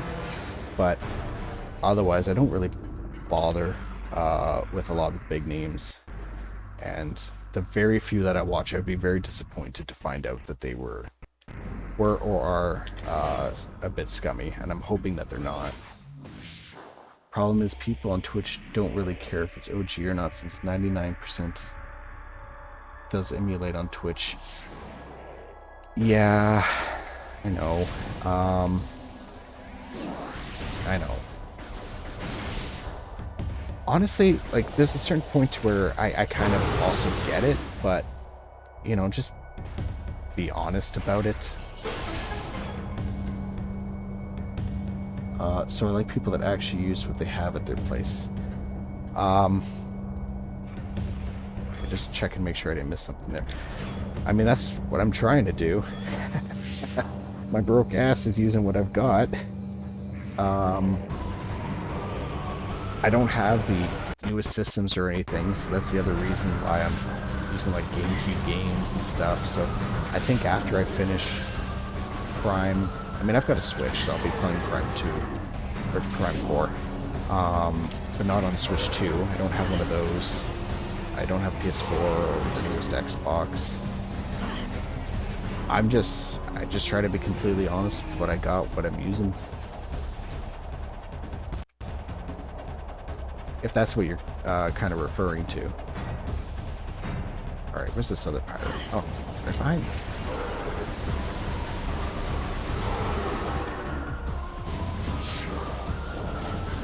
Alright, if they're dropping off more pirates, these guys are probably going to end up being dark pirates.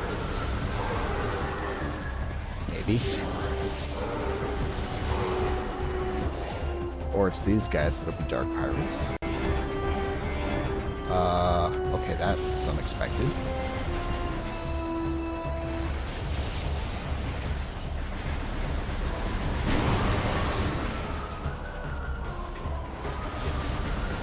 These things seem to aim very slowly, so they're not really much of a threat.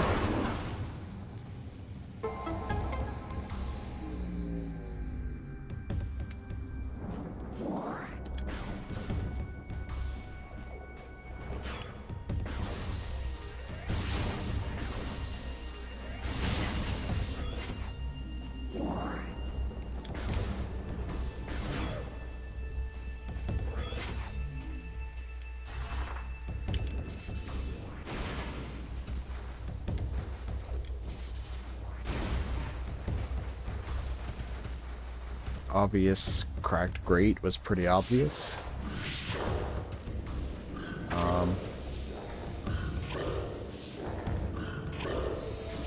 Oh. I thought maybe that was going to be a missile upgrade in there. Is that actually where I was supposed to go? Because I'm seeing the guys run through the portal and stuff. Just remember that honesty will not get you far on streams. I know. I don't care. You know what? I'm not worried about it. I honestly don't want to be big. I don't want to be large enough that I change my content to specifically just please people. I want to do what I want to do without worry.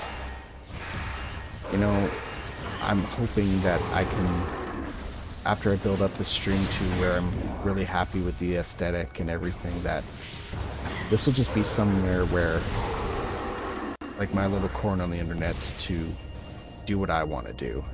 You know, just come in, have fun, and anyone who shows up can have fun with me. Not even affiliate? I mean, okay, affiliate would be nice.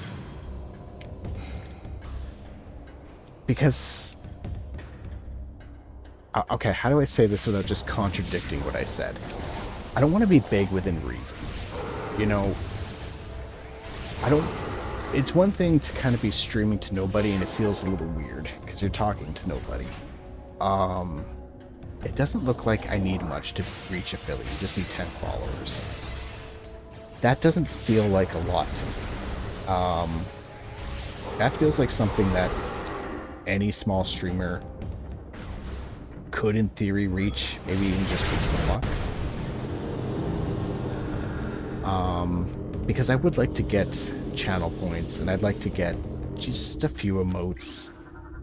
You know, just something to pretty up the stream and make it more to my vision, you know? Make it something that I'm happy with. I guess what I'm trying to say is I want this to be something that I'm really doing for myself, first and foremost.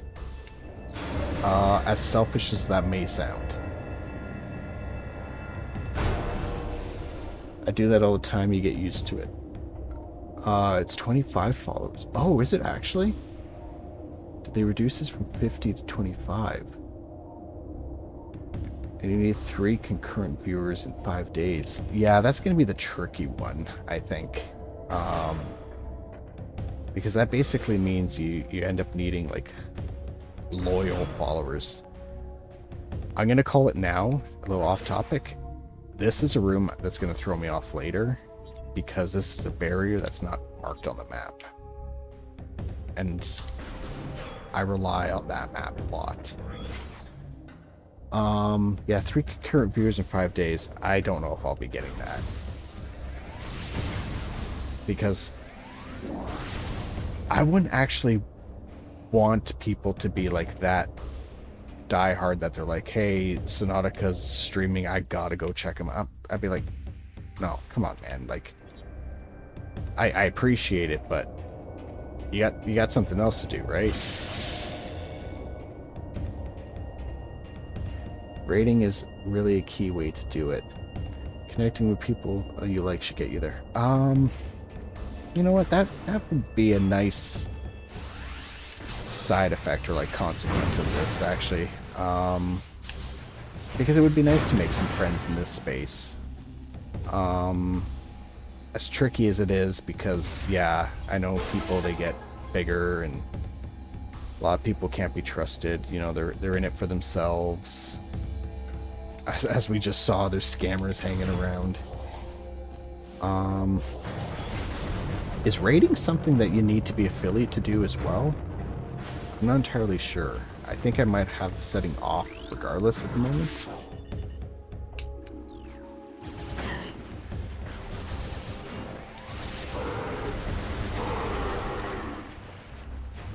Oh wow, this game really just tells you right off the bat, hey, here's the Metroids.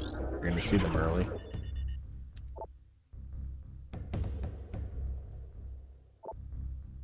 Doesn't tell me what kind of Metroid that is. Will this one? I don't think it will either. No, you can raid anytime. Oh. Okay. That's good to know. That might actually be why I turned it off months back when I made this account. Because I think I was kind of worried about, hey, I don't want to get noticed too quickly when I don't have things set up. Which is a weird way to think about it after I've just said, hey, I don't care about views or anything, but I guess that ties into like, hey, I want this stream to be a certain aesthetic for myself, so at least don't look at it till it's done. I don't know. Does that make any sense? I kind of hope it makes sense. I'm not always the best when it comes to like explaining some of the ways I think about things, because a lot of the time I just do things without thinking. because it kind of just makes sense in my head, and then the actual explanation later, it's like, okay, how do I explain this to people and have them get it? And I'm always worried about people misunderstanding what I'm trying to say.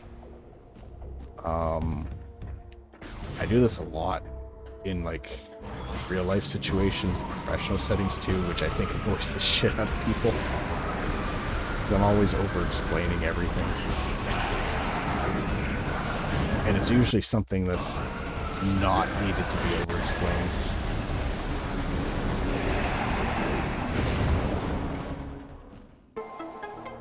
People are already using their time to be here on streams. I want to make it at least pleasing to look at, enjoyable. Yeah, I think that's the easiest way to kind of explain it. That's why I don't have donations accepted. Yeah, that's why, like, under my streams, when I was making, like, the panels, just for the basic text descriptions for donations, I was like, I'm at least going to put for now, like, I'm not setting this up right now, because I don't really plan on accepting it. Like, I'm not here for the money with it or anything.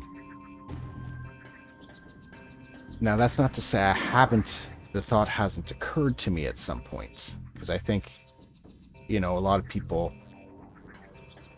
would think about that, like, hey, what if this situation did come up and I could do this? I don't know. I don't think I ever would. I would have to be a big streamer for that, and that's not something I'm going for. And even if I did, I would 100% take all the money and dump it right back into the stream and the community, because at that point I feel like if I'm big enough, I'm doing it for the community. But that's also not what I want, because then I'm no longer streaming it for myself. I've never seen that idle animation before. That is cool.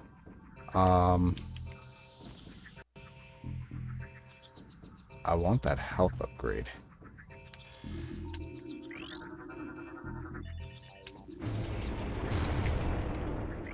So if I take a guess and I scan this again, this will lower the next one. Okay.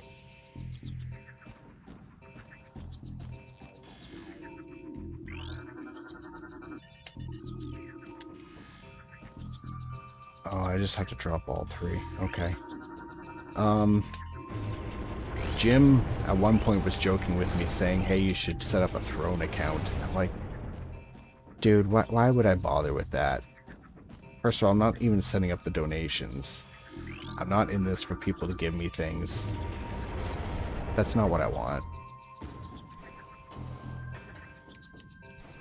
I've seen people make some good use of it on streams before, where it's like, hey, here's some joke things the community could pitch in for and buy, and then we'll make some content out of it and everything, and it's a community thing, and sure, whatever. I kind of get that as well, but I don't know.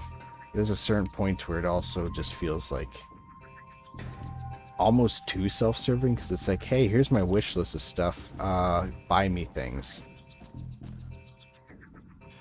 But hey, if someone's community wants to do that, who am I to knock it? It's just not for me.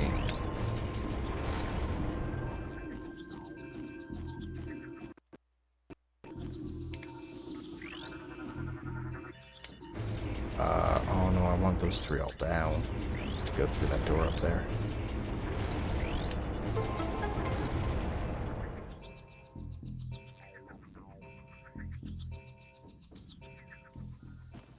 I will say there are a lot of streamers who are concerningly good at being able to separate people from their money. And it almost makes me a bit uncomfortable at times.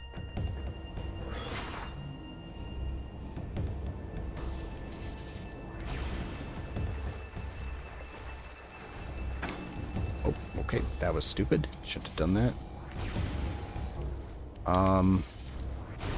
Kind of even on the same line though, like when I mentioned earlier that about my band and stuff, like I do have music out there. I am not planning on using my streams or this channel to promote or market it. Like, I'm not even doing that for the cash. So I make the music that I want to, I make the streams that I want to. Well, at least trying to make the streams that I want to at the moment.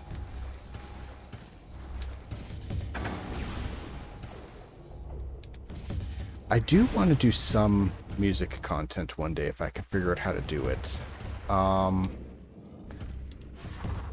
of my original ideas was I wanted to make a stream where I was talking about like unique music or even some popular music and stuff, and not to review it, but like just talk about it, talk about what I like, talk about maybe how the album was made, because that's something I'm really big on. I'm very interested in that. You know, pull out a Beatles album, go dive into music history a little bit and everything. But I just can't think of how to make it work entirely because of the copyright issues with including music on stream, so it's not like you can really play it a lot. So that creates a problem. Oh, oops, wasn't locked on. Oh, that breaks. Happy accidents. And I'm not exactly like worried about like making it music people like either, because that's kind of the point, is to talk about like oddities and stuff. It's usually muted on VODs. Yeah, I know. I've seen people, there's like some kind of dual channel split that you can do, where you have music on the stream but then it's not recorded on the VOD, so it doesn't get muted. You play the songs yourself and or sing them. I am a shit singer. That's the other reason I don't want to promote my music, because I'm a shit singer. I'm gonna be outright with that. No copyright since it's your interpretation. Yeah, I think that ties into like the difference between the copyright for the composition and the copyright for the recording, and it's more or less always the copyright of the recording that gets enforced, because that's usually what the record company owns, and they're the ones that are actually going to try to enforce that. Here I am talking through the cool part with Dark Samus.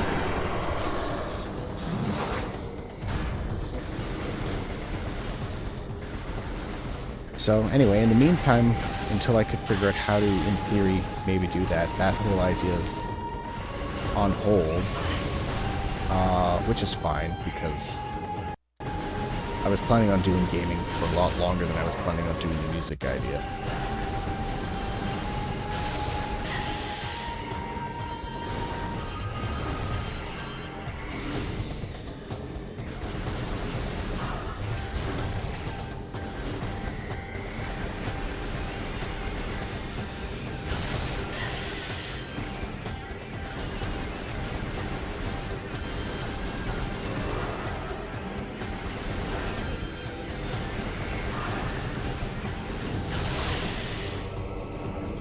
Got snagged on something there.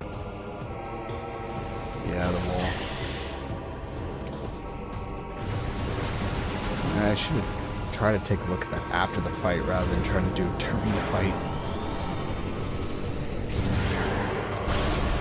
I really love these Dark Samus fights. I love how fast-paced they are.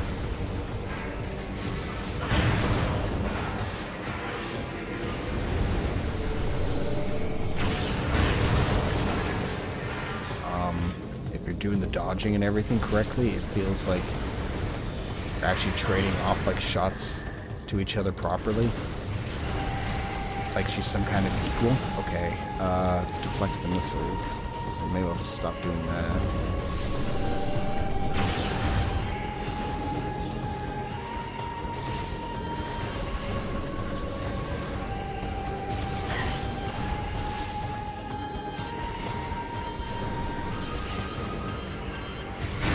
No point in trying to shoot her when she jumps up, that's for sure.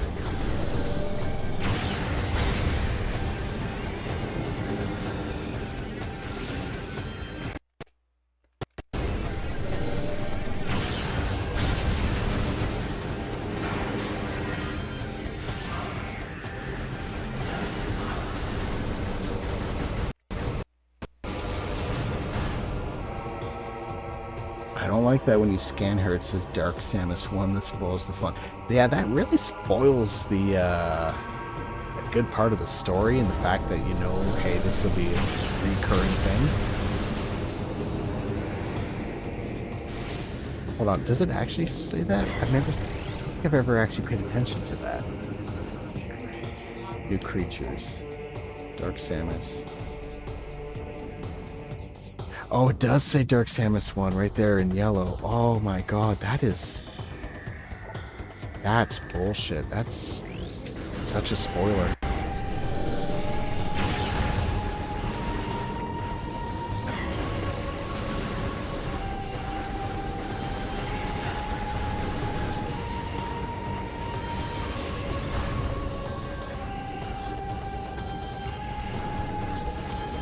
I think the worst thing I've ever seen spoiled for me, that was accidental, and I don't mean like a spoiler as like somebody specifically telling me something and spoiling it.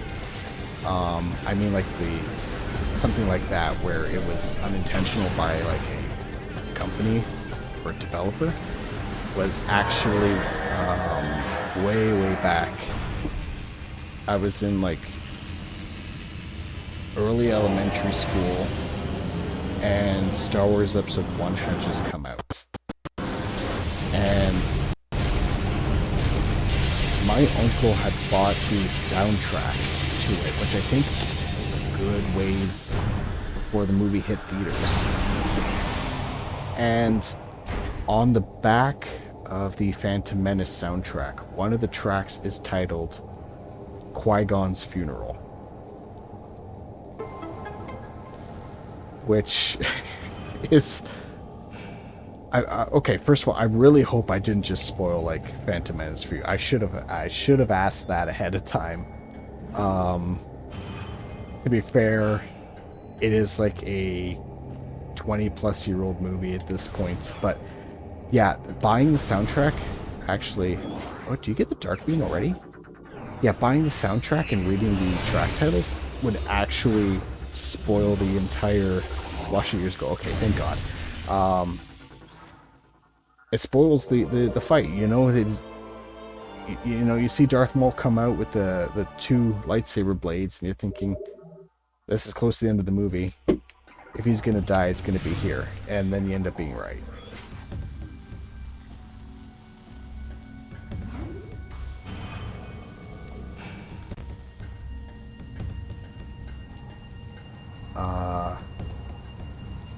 Okay, so I've been just, I'm gonna be honest, wandering aimlessly into this part.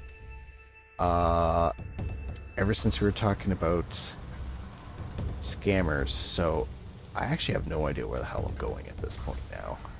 I know I don't have the spider ball for that track there. That is a light door.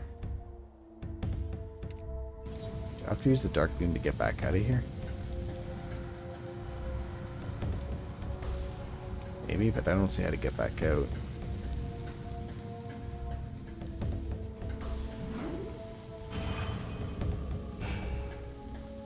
Oh. It was just here. Okay, I thought those crystals, when I saw the other gate, were light beam. Which is why I was saying, oh, I'll have to come back here later. I guess this will not be an issue for me then.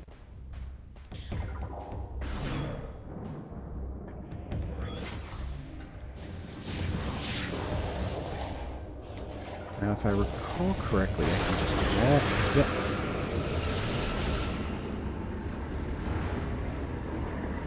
I mean, I think it's kind of safe to assume at this point when it comes to Star Wars films, at least like the original 6, that those are safe to talk about with people.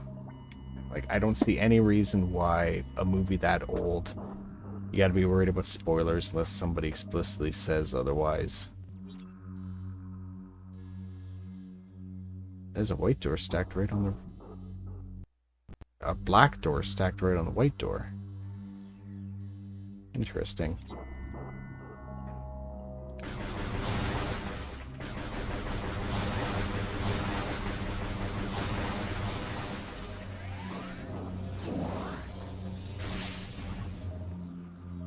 talking about spoilers like that always kind of reminds me of, right, I don't have the boost ball. That one episode of, there's an episode of Game Grumps, if you've ever seen those guys, where Aaron spoils Harry Potter for Dan. And that was hilarious because it's such an old spoiler that everybody knew, and yet somehow he actually didn't know it.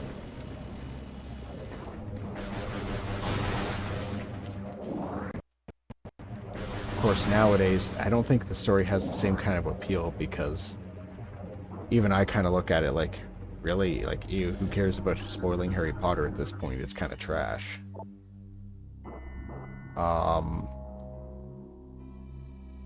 And I've actually always thought that with Harry Potter because I've always been bothered by the plot holes and everything.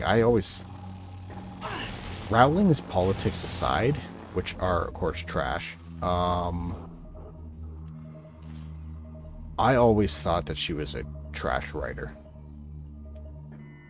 Like, who puts like a time travel plot thing in one of the books without thinking about the consequences of introducing the horrific plot holes that it's going to introduce later? Like, there was no thought put into that. Okay, I don't think I could just jump up and get that key, so I think I have to come around and get it. Which means that I have to do something to get up there. Can I scan what's on that wall? No, I can't scan that.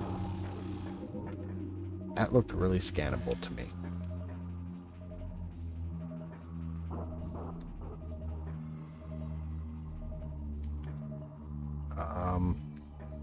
See, this is what I don't like about the Dark World right at the beginning here, because running out there and then making no progress and just kind of exploring does not feel encouraged here at all, because screwing it up... Okay, that's... nothing. Yeah, it's nothing. If you screw it up, you're out health, and then you're waiting for it to come back.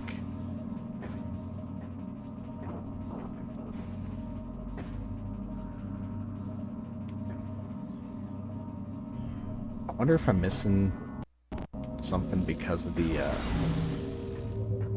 Okay, well...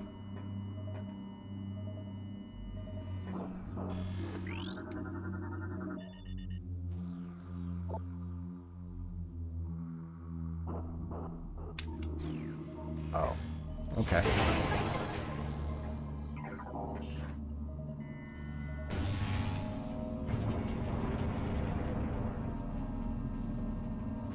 I was gonna say, I was wondering if I was missing something, because the game is still darker on my monitor. So, like, finer details on the walls and stuff I may be missing out on.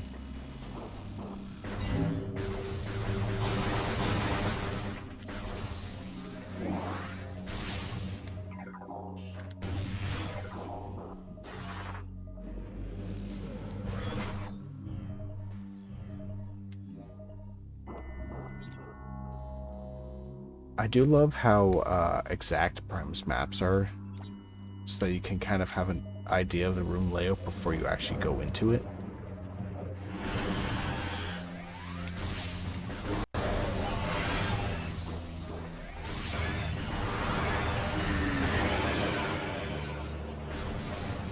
Symbiotic possession attempt failed. They can do that?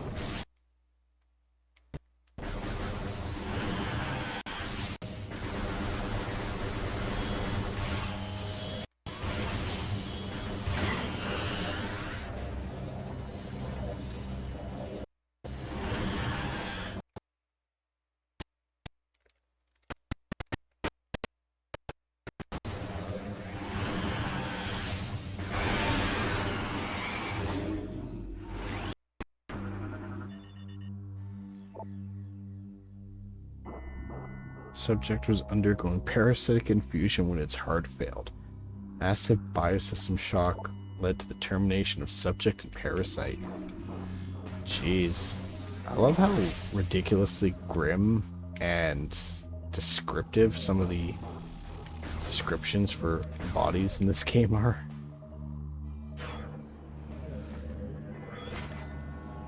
Because it's like, geez, Nintendo, we didn't need that kind of information. Maybe we did. It definitely does add to the setting.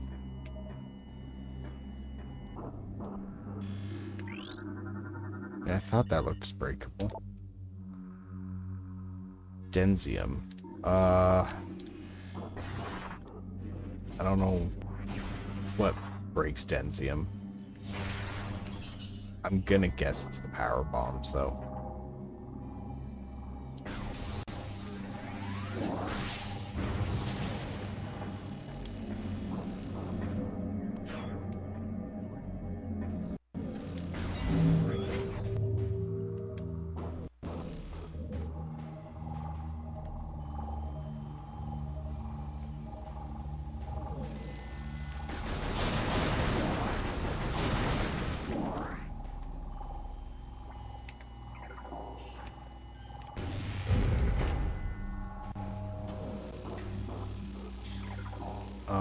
How do I make this go back up? Can I make it go back up? Okay, the goal is not to make it go back up.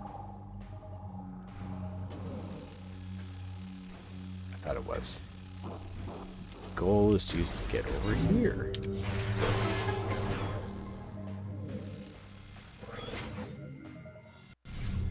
I really hope I didn't miss one of those 3 keys. I feel like I should have found one by now.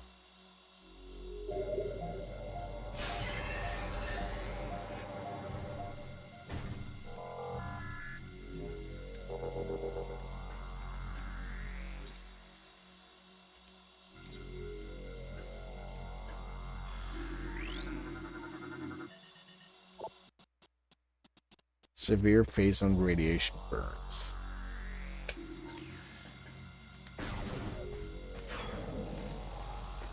Oh, well, there's the phase-on.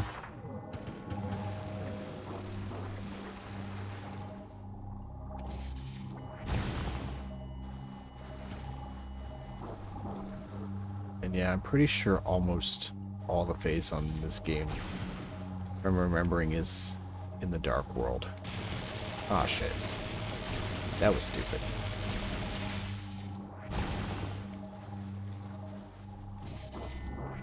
Is there... There's nothing up there, so... Okay.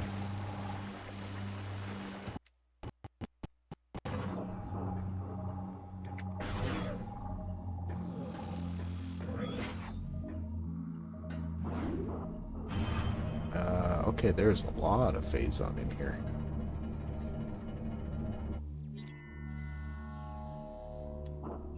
Phase-on site. Aptly named.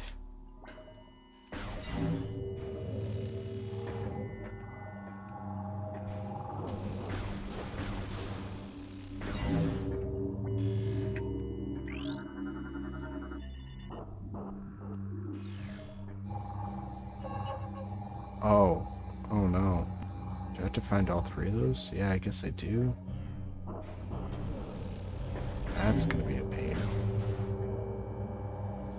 Because I kind of just wish I didn't have to do that at the moment.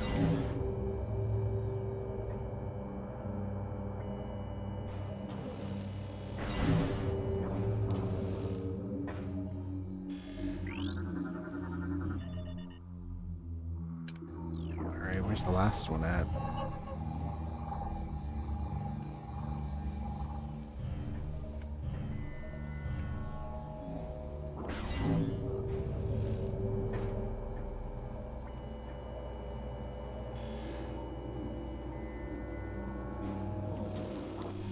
I don't know if this was the smart thing to just run out to it.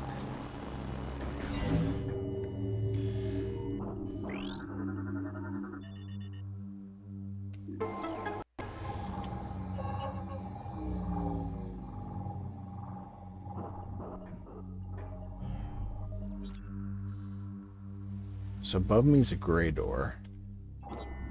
I'm pretty sure that's that weird beam that has the combination shots where he uses the light and the dark ammo. Hydrate. Thank you. Thank you. I've definitely been forgetting to do that.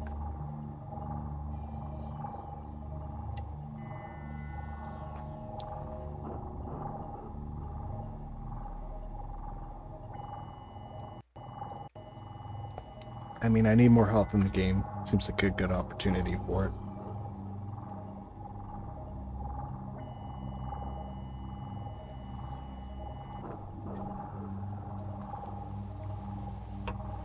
Alright, perfect.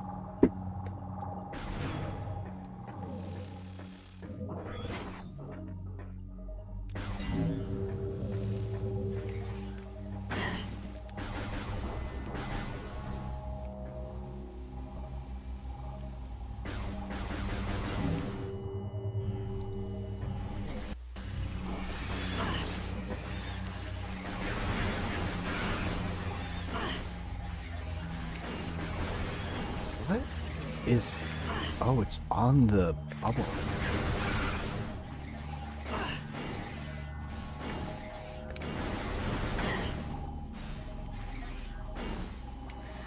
There it is. Okay, I don't want to be in there then.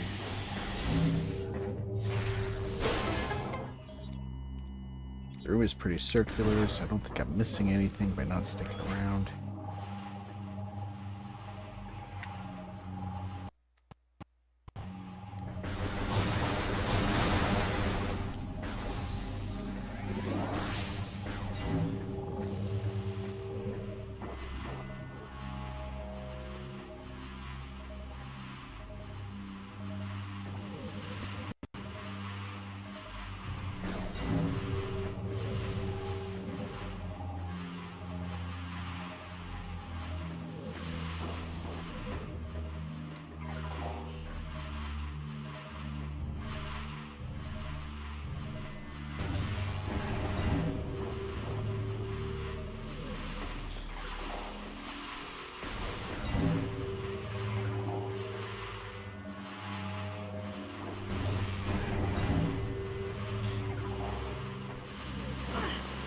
Oh, no.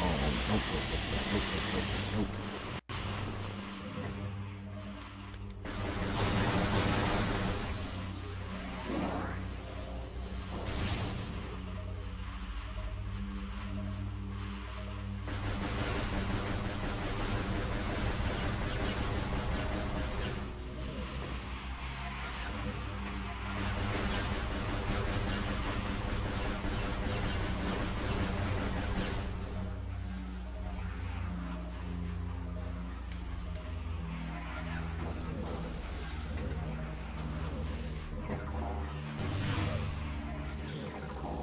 Wait, really?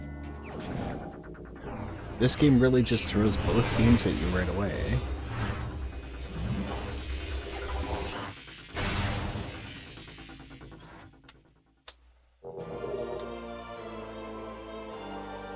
I'm very surprised about that, actually.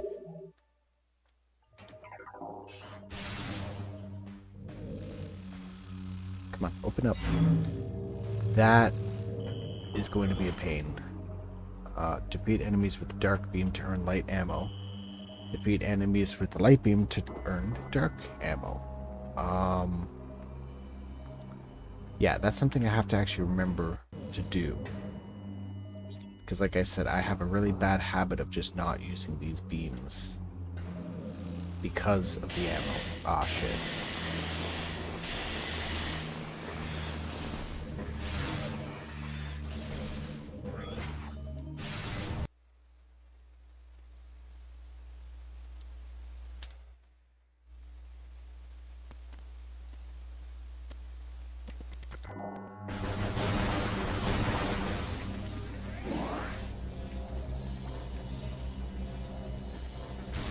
I was hoping there was more health nearby.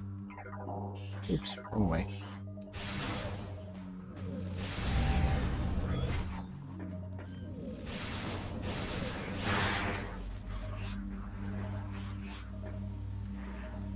Also, it seems kind of counterproductive. Like, why would I want more dark ammo here when it's not going to help me against the enemies in the dark world? So why would I want to bother using the light ammo to kill them?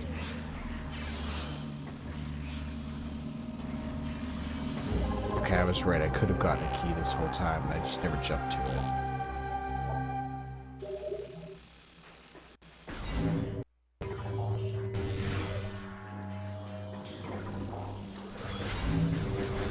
Like, I'm probably wrong with thinking of it that way, but this just does not make sense to me. And kind of the same thing in the light world. Like, if the dark beam was better at creatures in the light world, like in terms of destroying them. Is that a... No.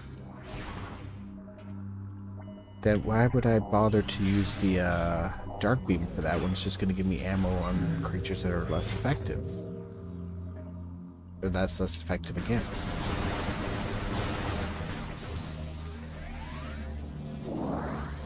Best review one could give Prime 2 is dislikes bright light. I mean, yeah.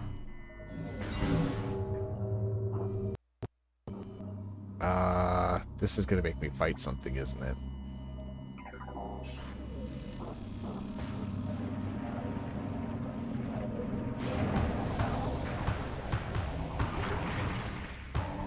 You can always farm containers for ammo. Yeah, I know, but that's no fun.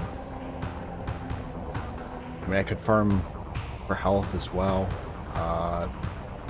Or just sit around in the bubbles and get health. Does not mean exactly like that's the most thrilling thing. And it's that kind of train of thought that is... Okay, this is actually great, though. It's that exact train of thought that's caused me to stop playing, or not stop playing, actually not even play Prime 2 a couple of times. I would turn on the trilogy disc, and it would just be the only game I would not load up. I would beat the first game, consider the second, and then move on to the third.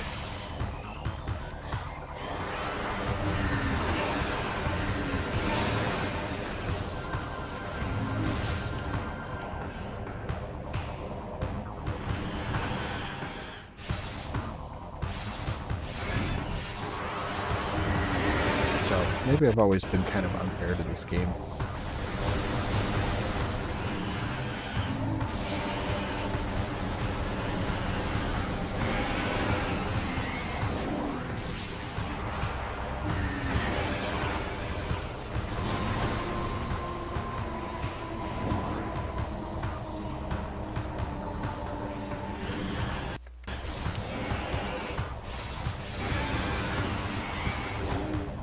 And I mean, surely it would always come up with a way to give you ammo, because it would never, like, lock you into a room where you needed a certain ammo type to get out, and then you just didn't have it.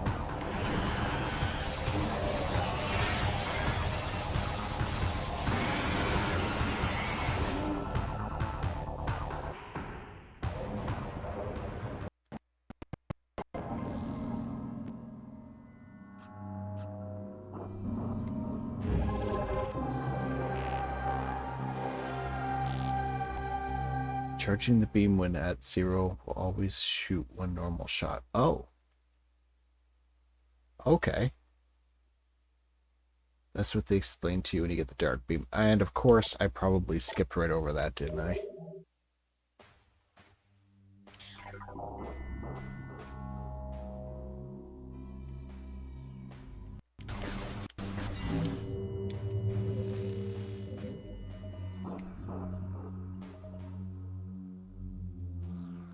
I know I have a interestingly terrible habit of not reading tutorials, especially if it's a game I've already played and I'm like, I know everything, and then I kind of just move on.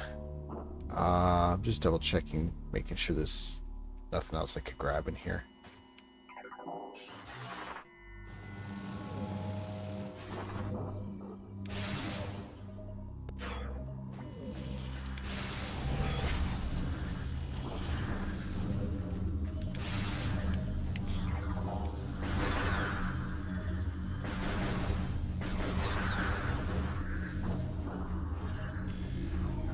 What is that?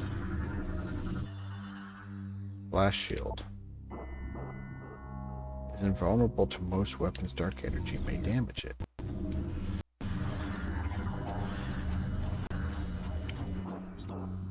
Oh, that's just the door above. Oh, okay.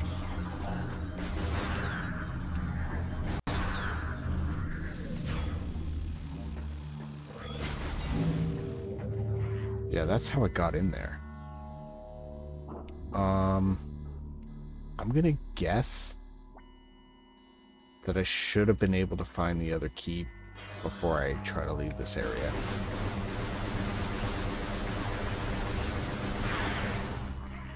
So I'm gonna actually go back around again, because I 100% feel like I missed something important. Or maybe it was a door I could have opened after I got the light beam and didn't.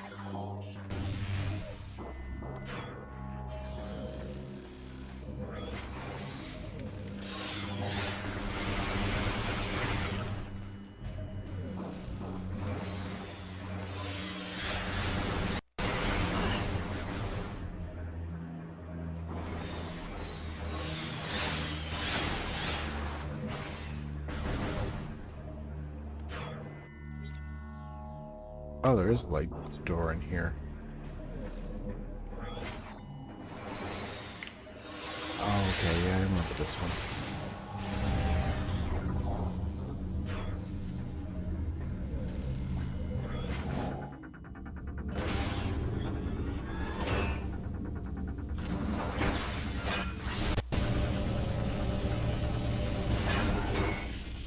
So whether or not I get all the health upgrades and missile upgrades in this game,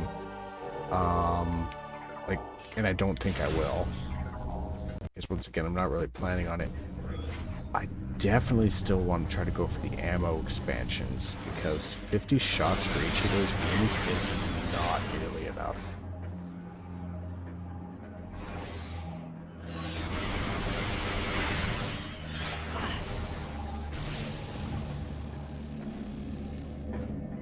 Okay, that's how I get back out of here.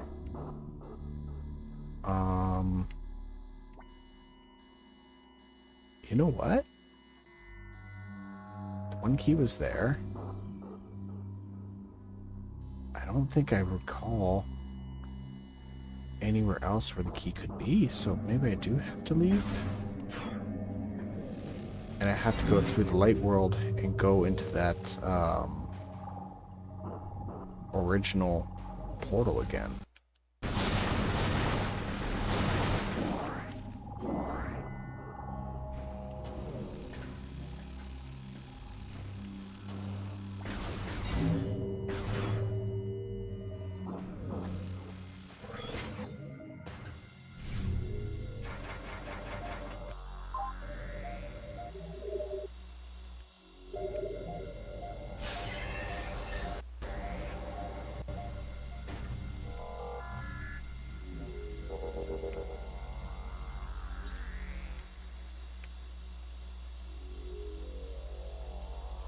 Dark Oasis. Phase on site. Yeah, I don't want to go back to the phase on site. Come on. Oh man, the door's not opening because it's loading the next room is very unfair in this game.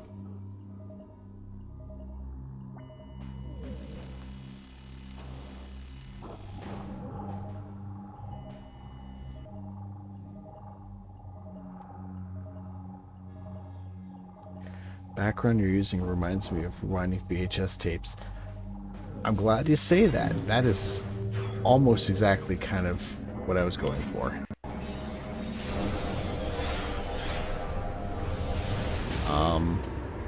So the aesthetic I had kind of planned for the stream was kind of like a creepy analog horror vibe. So like VHS tapes and those kind of things I wanted to put into it. At least aesthetic wise, of course. Nautica name is the name that I do like my music stuff in, and that's the whole plague mask thing. That kind of ties to it a little. Okay, I can't get up there without the spider ball.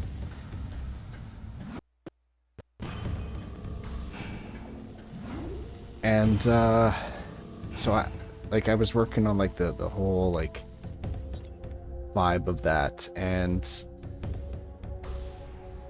sorry, I lost my train of thought. I had like a PNG that I was going to use, kind of like in my icon there where I had like the plague mask on and stuff. But I haven't put it as part of the stream yet because I'm still debating on whether or not I want to use the same vibe I use as like my stage name that I do my music under, or if I kind of want the stream to be a completely separate thing. And in the end, I'm probably just overthinking a little bit, and it doesn't really matter. And if you're curious about why, like, the plague mask is a thing, when I started the band way back in high school, at the time, 2 out of the 3 of us had like really extreme social anxiety, so they didn't want like their names out there or anything. They were like, hey, we just want to do this all anonymously. So being the edgy kids we were at the time, of course, in the early 2010s, you know, we were big like Slipknot fans and stuff, so we kind of took some inspiration from that, and we were like, hey, why don't we just use masks? So that's what we did. The plague mask was not the original thing I had, but I switched to it later on because originally the masks we had were just like really crappy, like I'm gonna call them duct tape molds. It sounds pretty cringe now, actually, kind of the idea of them. But that's what we had, and the idea is kind of outdated now because I'm the only original member of the band from that time still in it. But it's the gimmick that we've been rolling with. So, you know, everyone who joins the band is anonymous. Nobody knows who they are, which would be the only reason I'm like, hey, I'm gonna stick with the using the naming and everything for the stream, because it's like, it's already kind of like a brand, like a character that I built up with it. I think brand is maybe too strong of a word.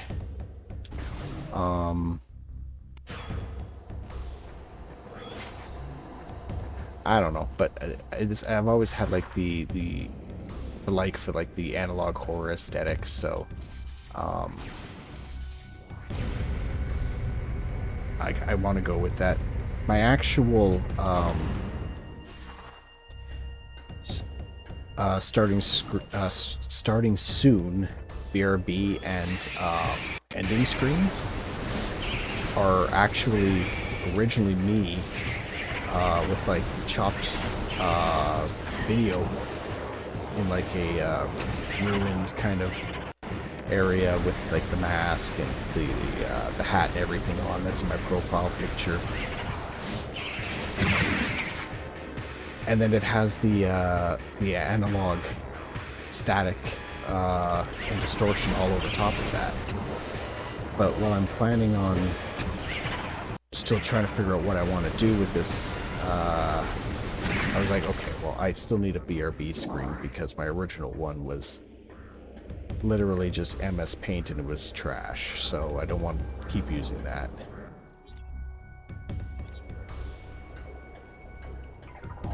So I made kind of the blank ones that you're seeing there. Well, I guess you're not seeing the starting soon screen, but I'm using the same background behind the stream now. That's something that I've decided to start doing recently.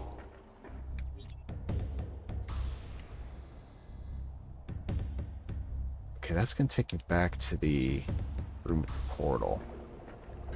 I don't believe that's the right portal.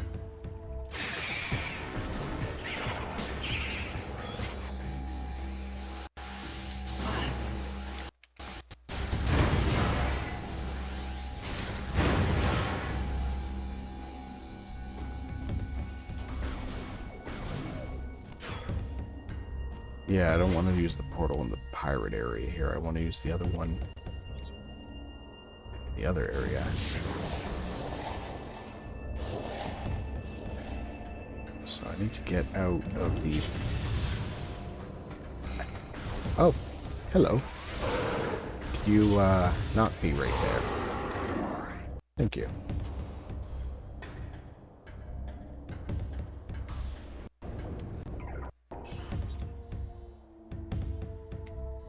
Okay, it looks like I needed either the light or dark beam to get out of here. So I think the game was kind of keeping me in the pirate base until I got this. So that probably means that the last key is in the other area. It's past 6 a.m. Gotta go into lurk mode. Hope you're having a good rest of your stream. Alright, thanks man. No problem. Thanks for checking in and chatting. Always appreciate it. I'll just probably hang out, just talk, be somewhat entertaining. But thanks for chatting when you can. Gotta change the screen thing to Prime 2, not Prime 1. Oh my god. Thank you. I actually have a list of things that I had to change. I forgot about that. Thank you. I'm gonna do that right now. Category says Prime 1 as well. Okay, let me change the category first, because that's easier.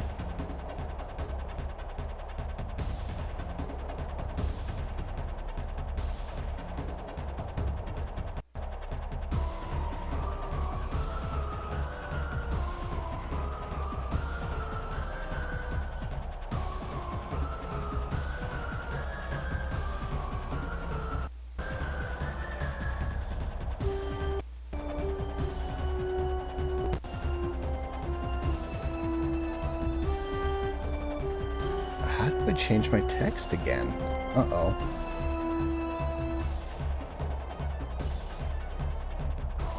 I remember I set that up to be easy to change. And I'm forgetting how to change it.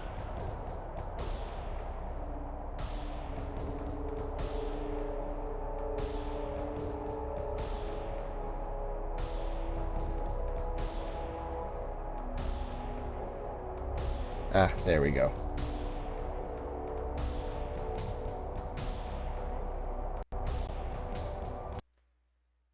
Perfect.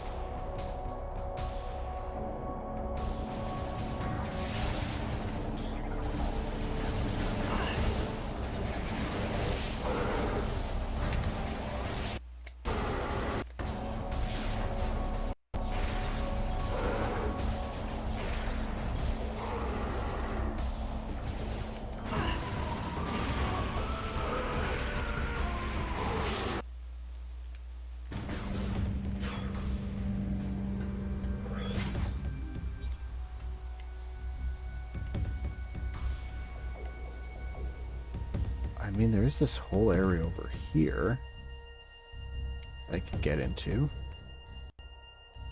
And then an area over there. I'll check those out, and then I'll go back into the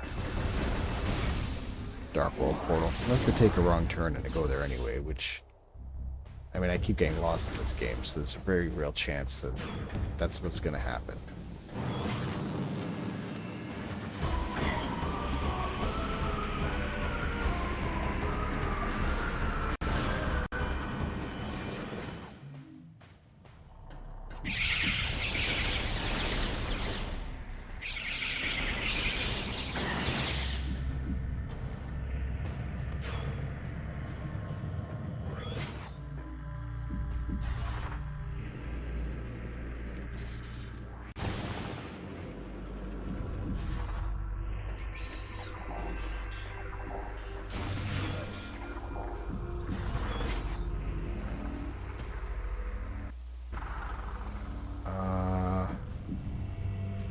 Ooh, how do I get around there to that?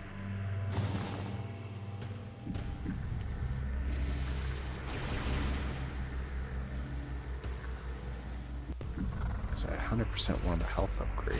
I can get it.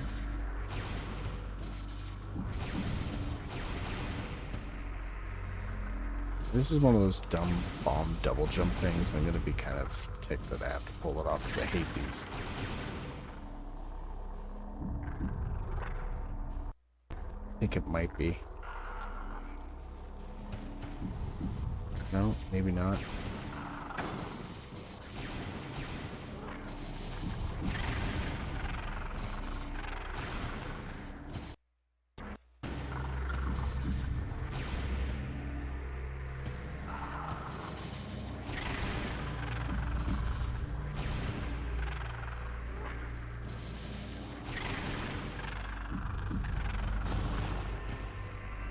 Well, at the moment, this 100% does not feel like the right way.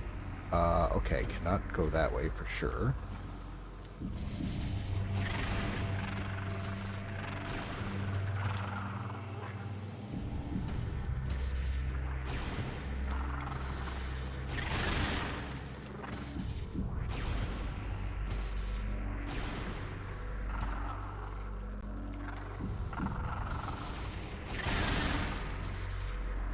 Somewhere. Oh, I think I see the opening up there.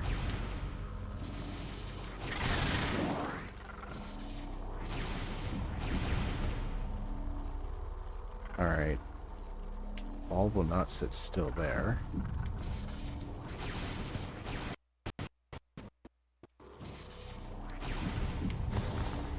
Ooh. Oh, oh, shit.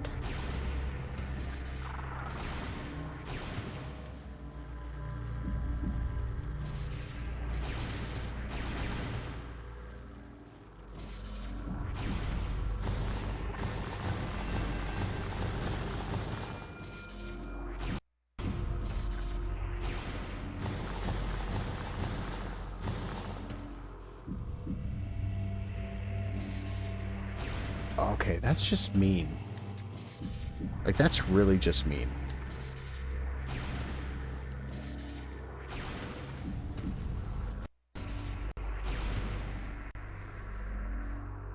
They're really gonna make me work for this health upgrade, aren't they?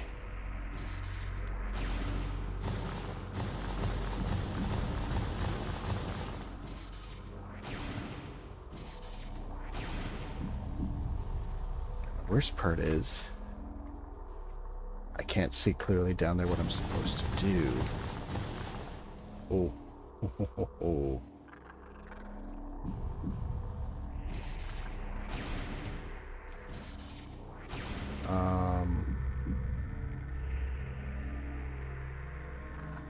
I can't tell what I'm supposed to do here.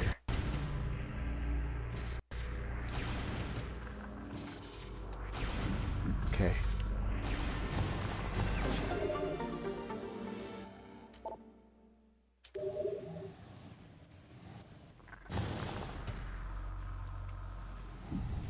Alright, well, that's all I can do in here.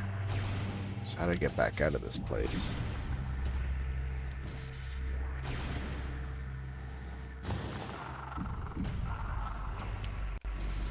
I'm pretty sure I was just supposed to go full speed over that instead of dropping down.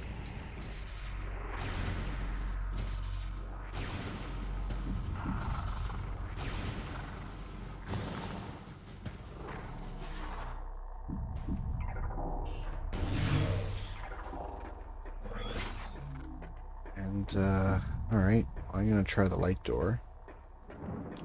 I don't think I'm gonna fare much better in terms of finding where I'm supposed to go.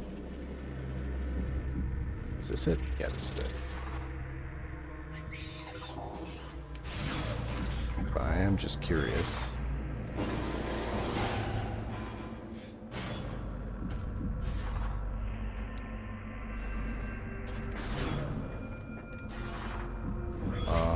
This is a weird direction. Okay, another morph ball section.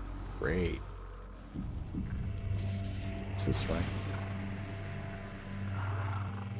What the hell is this kind of section? Okay, that was the yellow door that I was on the map, so I can't go that. Okay, thank you for that. Just get off me. Get off me.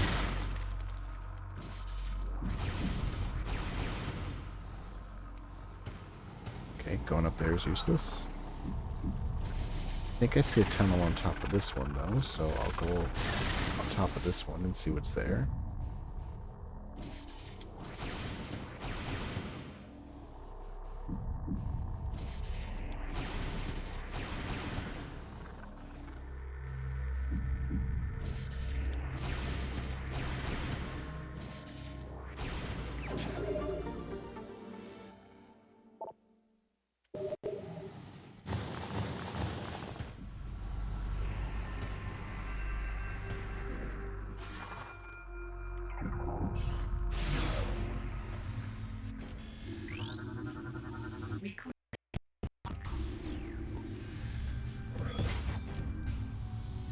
Oh. That just gets me over there.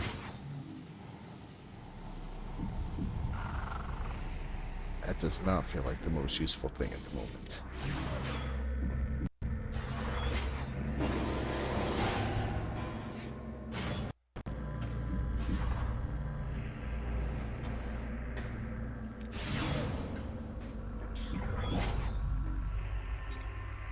I am getting pretty tired though, so I think what I will do is after I get through that portal, I know there's a saved area somewhere in the dark world there. So I think I will probably use that and then head off to bed. I actually already streamed a lot later than I was planning on because I'm supposed to be up rather early tomorrow, and I neglected to go to bed at a reasonable time for that.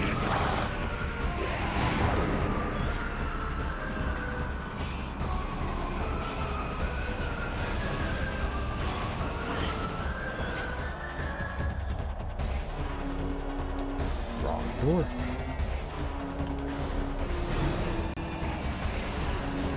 Wrong creature.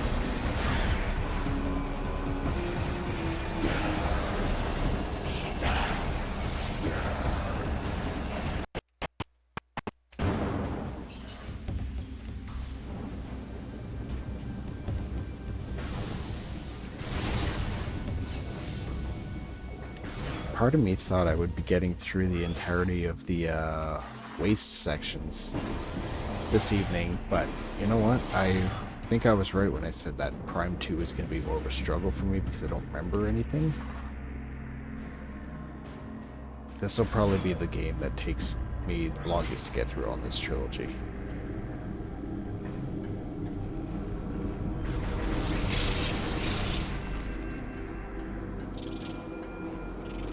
That's not necessarily a bad thing.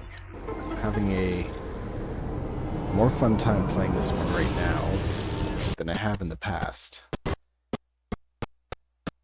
And I think that has to do with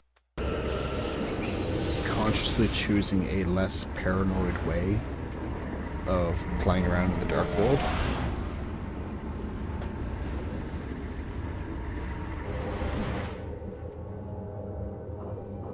Yeah, because normally,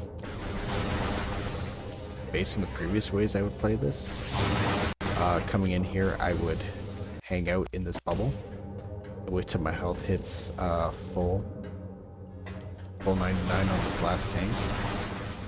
I cannot be bothered to do that right now. It is not fun to do that. It's kind of boring. Okay, there's a lot of rooms actually I can check out here, so I'm pretty sure I'm right. That last key is on this route somewhere.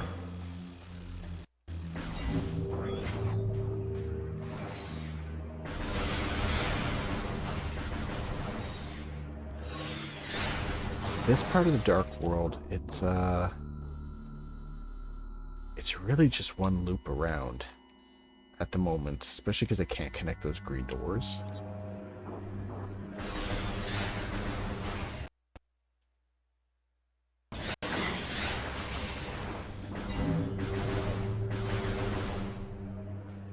Oh, okay. Getting trigger happy. Getting tired and trigger happy. Bad combination.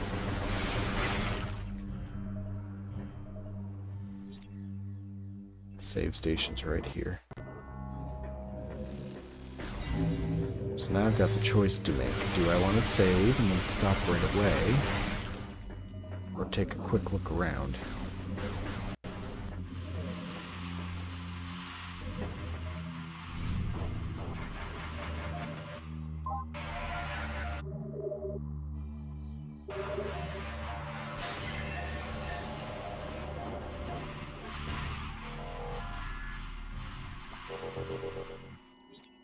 I think I'm leaning towards quick look around, if only just because there's one dark world door, sorry, dark shield door over there that I can get to pretty quickly to take a look at.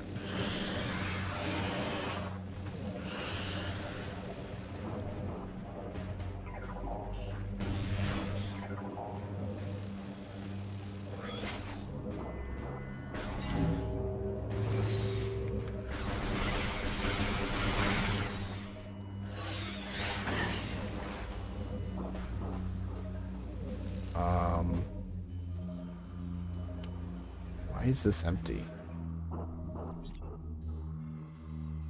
In cache 4.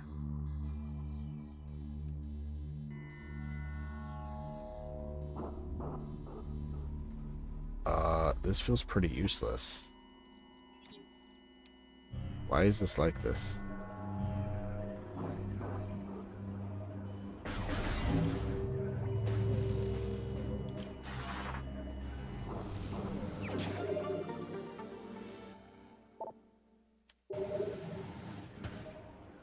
Okay, I guess that's what was in here.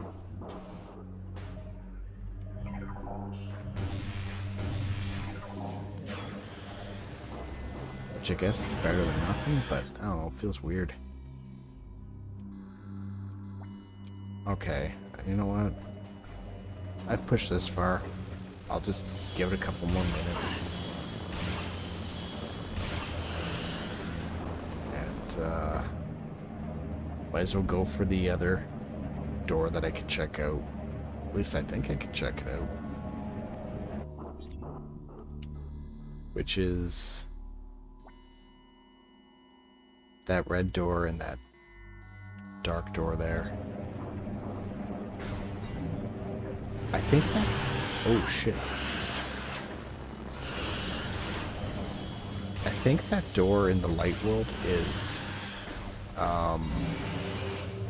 a single room. So, if there is a key...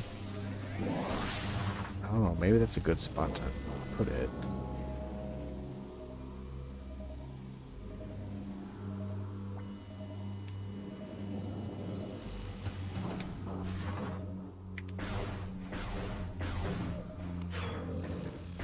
At least I'm assuming that's a good spot to put it, because that's kind of like, I feel like that's where, if I made this kind of game, that's where I would put it.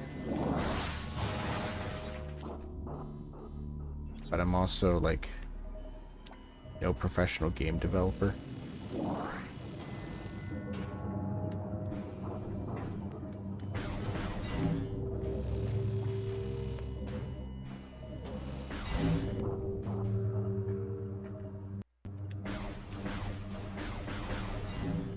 Get over there.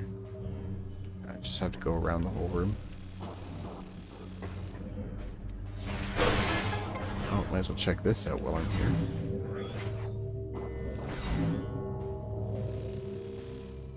Come on. Oh. Temple access. That's gonna go to the boss room. Which I don't want to bother with at the moment because I don't have the keys.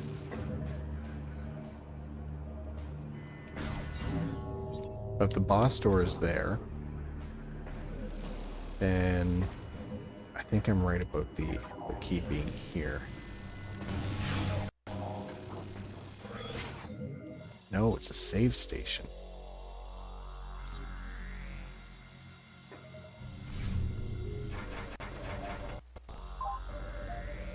That is not what I expected to be in here.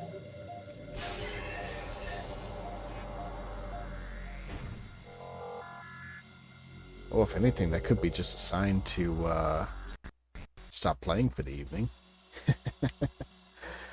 But that tells me that there is, unless I am an idiot and I missed it in the ink cache, that tells me that there's no key over here. And it's probably in the dark version of the pirates' base area, I'm gonna call it. I was gonna say crash site. I don't actually know if that's a crash site because I didn't bother to scan any of it. Alright, well, anyway, regardless, I'm done.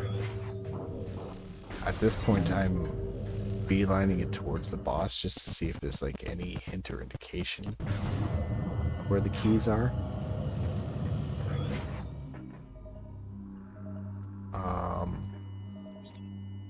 Oh, there are doors here though. I doubt it's gonna be over here. This seems like arbitrarily placed if it's gonna be like this, almost like it's too close to the boss door where it's gonna be. I stand corrected. I very much stand corrected.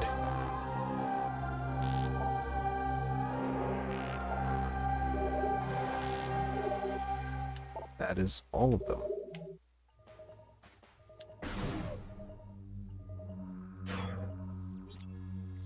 And here I am just like doing some last minute fucking around, and there it is.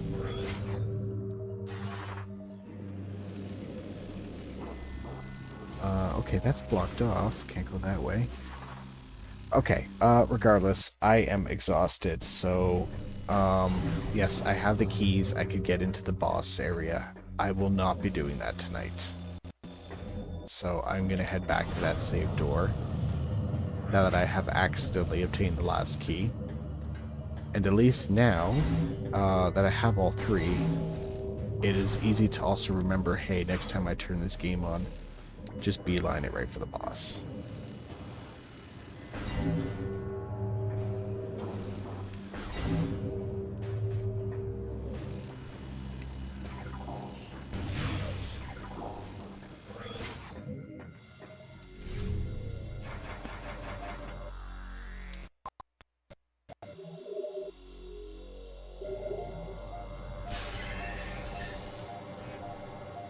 All right. I think that is definitely it for tonight. So I'm gonna head out. I'm going to head off to bed. Thanks for tuning in. Ratio Gazer, I see you there still. If you're still lurking, thanks for tuning in again. Really appreciate it. And anyone who is maybe watching this VOD later on YouTube, thanks for tuning in. Maybe I should actually promote the YouTube channel at some point to tell people it exists. Maybe not. I actually don't care enough about it. Anyway, see ya.